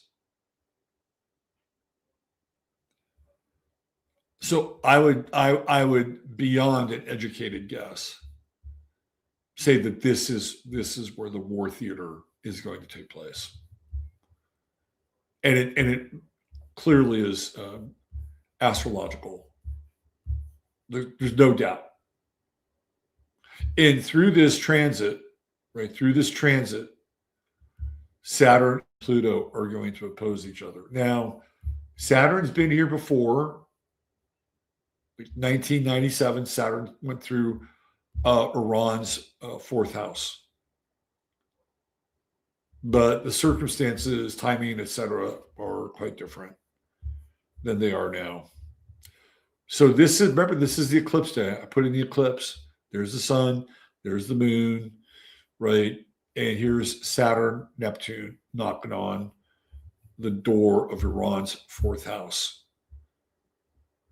So somewhere between the astro-themed version of Iran's chart and the Astro-Dean's version, even if we were to split it in half, it'd be about 2 degrees. And that Saturn-Neptune conjunction, we'd start to read for the next house over. In fact, we could probably do that anyway. It's just in terms of exactitude, it is not explosively on the fault line of the 4th house. That said, I'd keep my eyes on Iran for this eclipse time. And the other thing with the new moon, now they didn't do this with Maduro. They went into Venezuela and pulled Maduro out under a full moon. I thought that's really interesting. They chose a full moon to do this. And there must have been something astrological, because usually you don't do shit like that on a full moon, right? You want the skies to be dark. Well, the skies are going to be dark here with this new moon in Pisces. So if I had to pin an event on this eclipse with this new moon, it would have to do with Iran.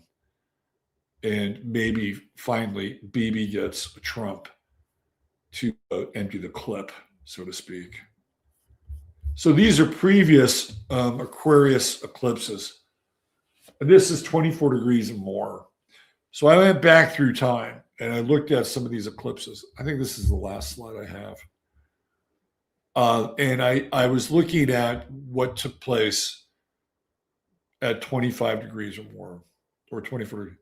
And I went all the way back to 1953. Now, if you go back to 2018, this was at Aquarius 27. And that was the Parkland shooting. That was on Valentine's Day. There was an eclipse. And it was on that day exactly.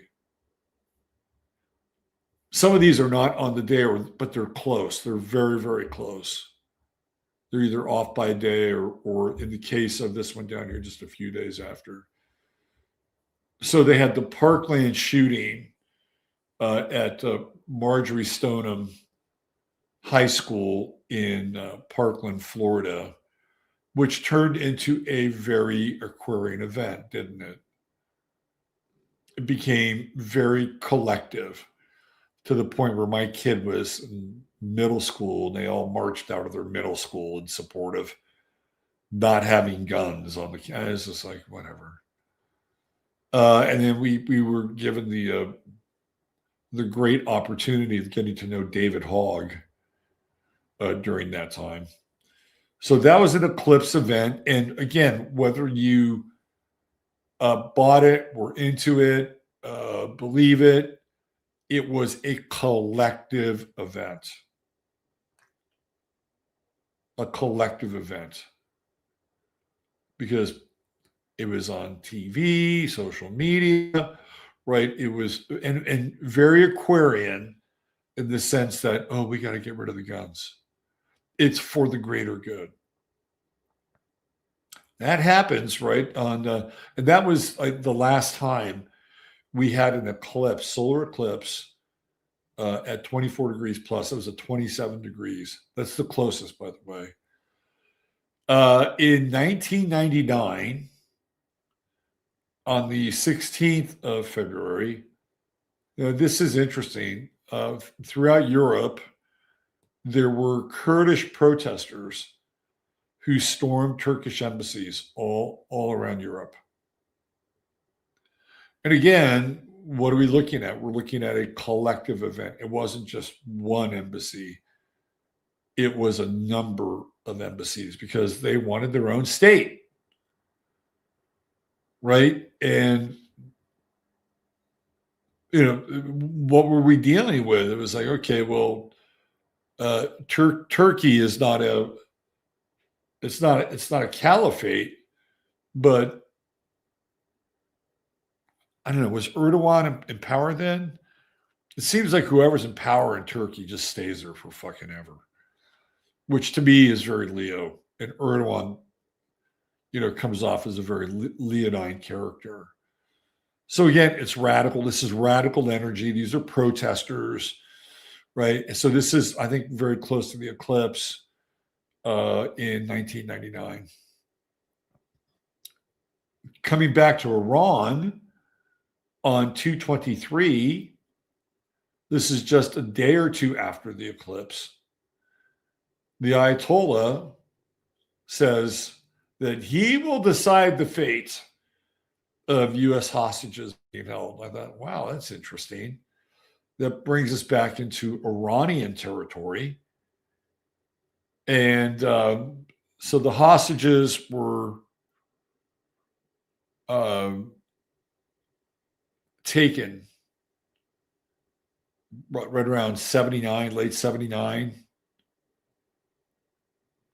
And they were there for a while. So we have the election in 1980.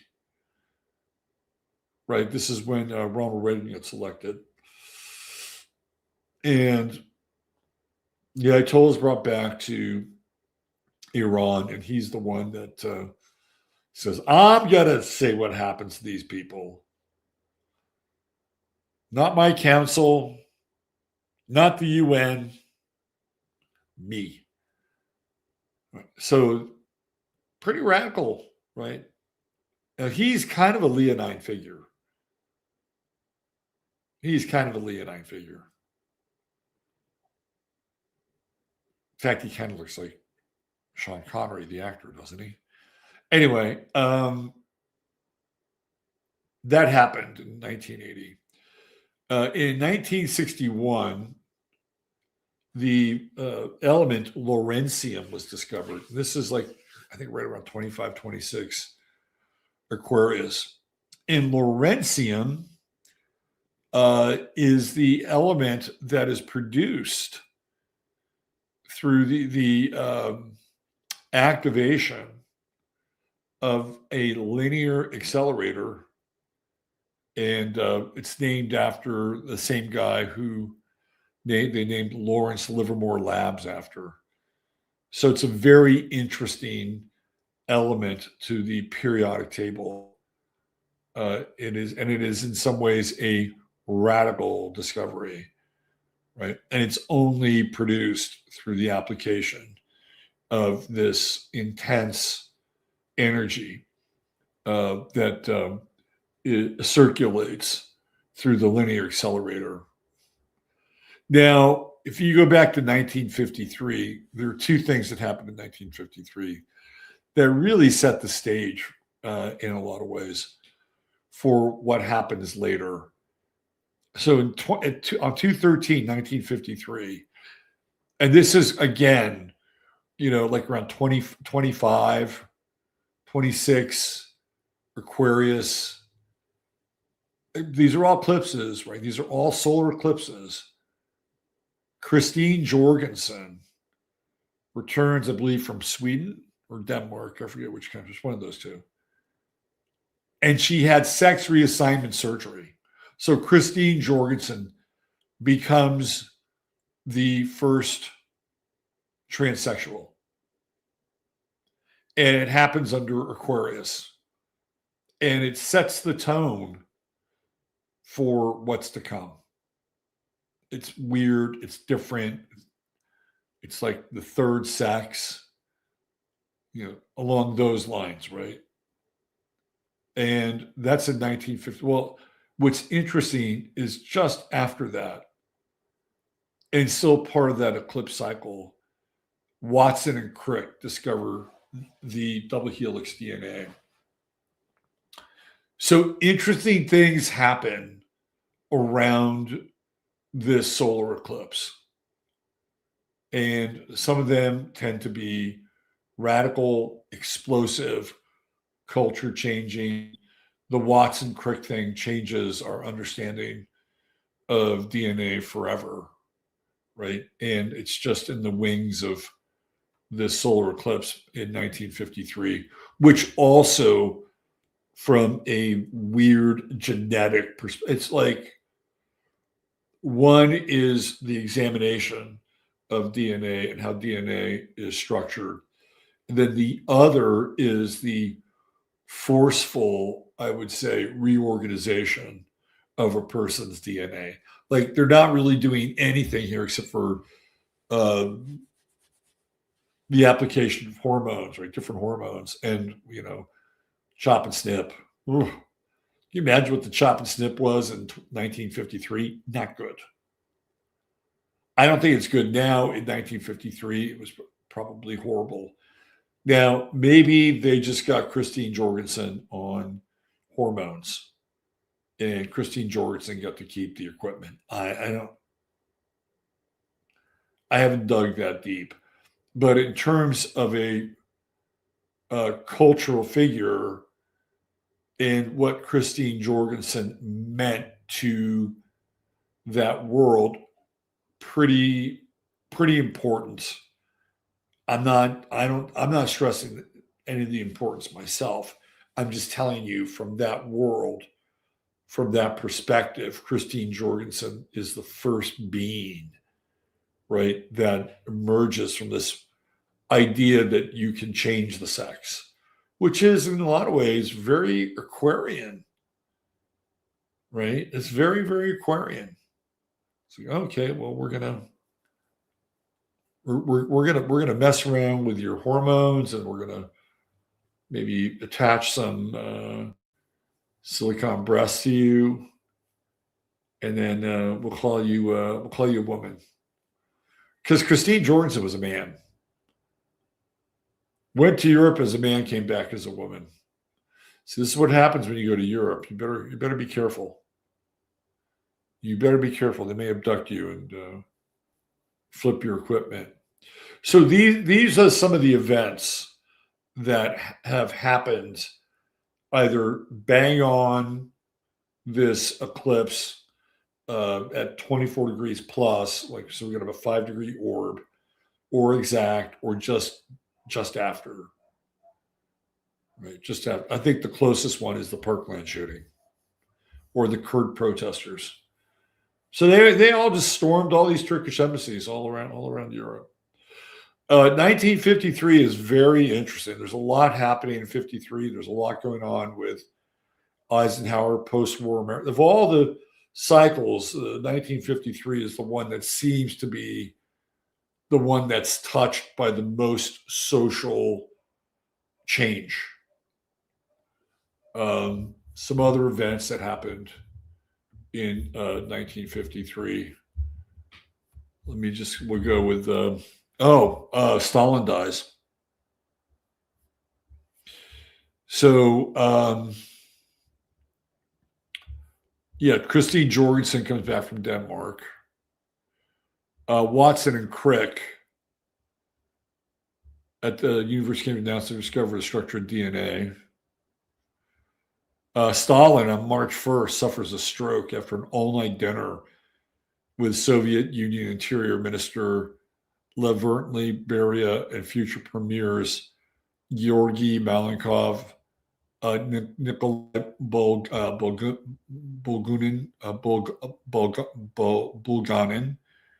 and Nikita Khrushchev. You have to wonder whether or not they fucked with his dinner. And then 5 days later, Stalin dies. Right? Dies on 4 days, March 5th. And Georgy, so you have this major political figure, like the devil of the 20th century, Joe Stalin.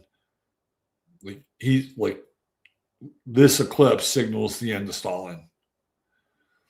The first nuclear test operation, supposedly, at the Upshot Knot Hole in Nevada. That's on March 17th.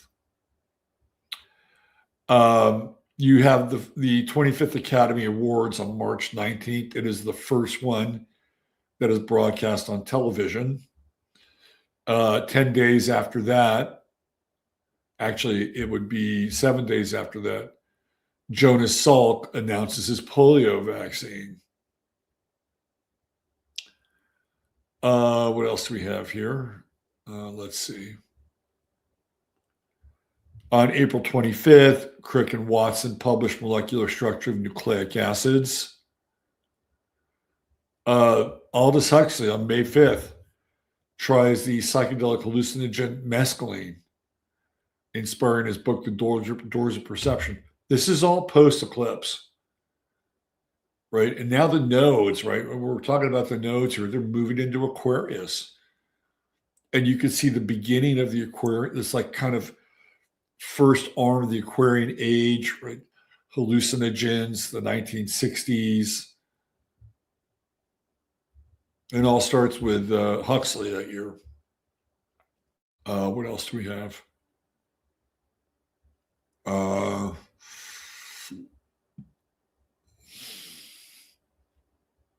We have another nuclear test site, a nuclear test in Nevada.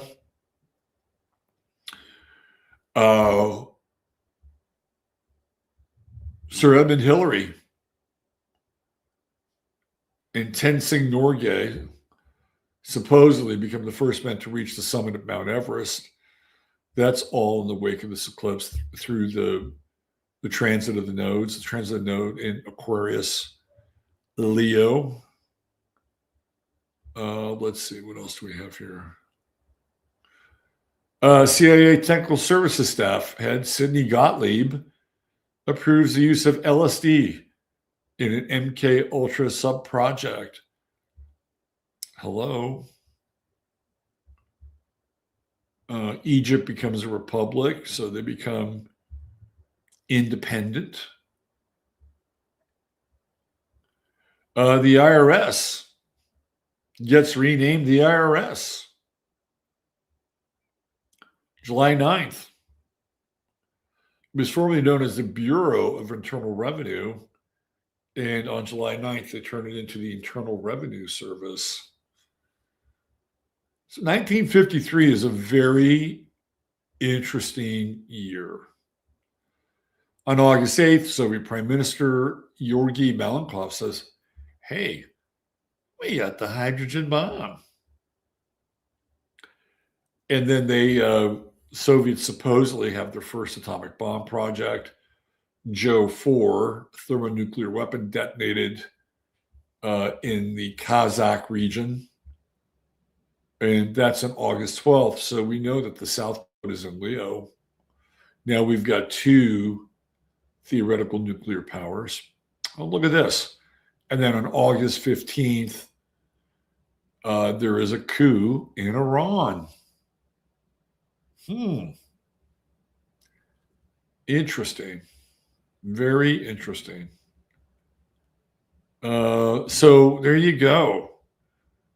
1953, major year, and it all really kicks off with that solar eclipse, and because right after that, it's like that's it, man. The death of Stalin, and there's a new round of leadership in the former Soviet Union. Anyway, I just wanted to focus primarily on this eclipse tonight. And what are we at? It's 9:46. We're 2 hours deep. Um, why don't we end it there? Uh, I think 2 hours is good. I think you guys got some quality astrology tonight. And when we resume next week, we'll get into the lunar eclipse on Sunday night, and we'll tackle that. And we're starting to get into Pisces, right? We're not quite at Pisces season, but next week's the 15th, and by the 20th, we're in the. So we'll look ahead to Pisces, and we'll have some horoscopes for Pisces season. We'll do those next week, and I think if there's more on the table, we'll put it on there, and we'll serve it up. All right. Thanks for being here. I hope you enjoyed tonight's offering. And you can always get a hold of me at robertphoenix.com if you're interested in a reading. If you perchance would like to support this show, you can buy me a cup of coffee. That link is there in the show description. I also have a QR code. Since this channel has been demonetized since the 2010s, you can help out that way. A lot of times people do super chats. I don't have that capability. And what else? I guess if you like it, you can hit the like. That's always nice. And if you're new and you want to subscribe, hit the subscribe button. I think the notifications are important. And that way you know when I'm going live. I went about half an hour later tonight. But I posted it earlier. So you knew ahead of time that I was going to be a half hour later tonight. And that's when the notifications work. And they work well. In the meantime, you all take care of yourselves. Chattaria, you're the absolute best. Best chat on the internet, hands down. And with that, God bless. Love you all. And Robert Phoenix signing off. Have yourself a great week. We'll be back on Tuesday with the weather. Bye for now.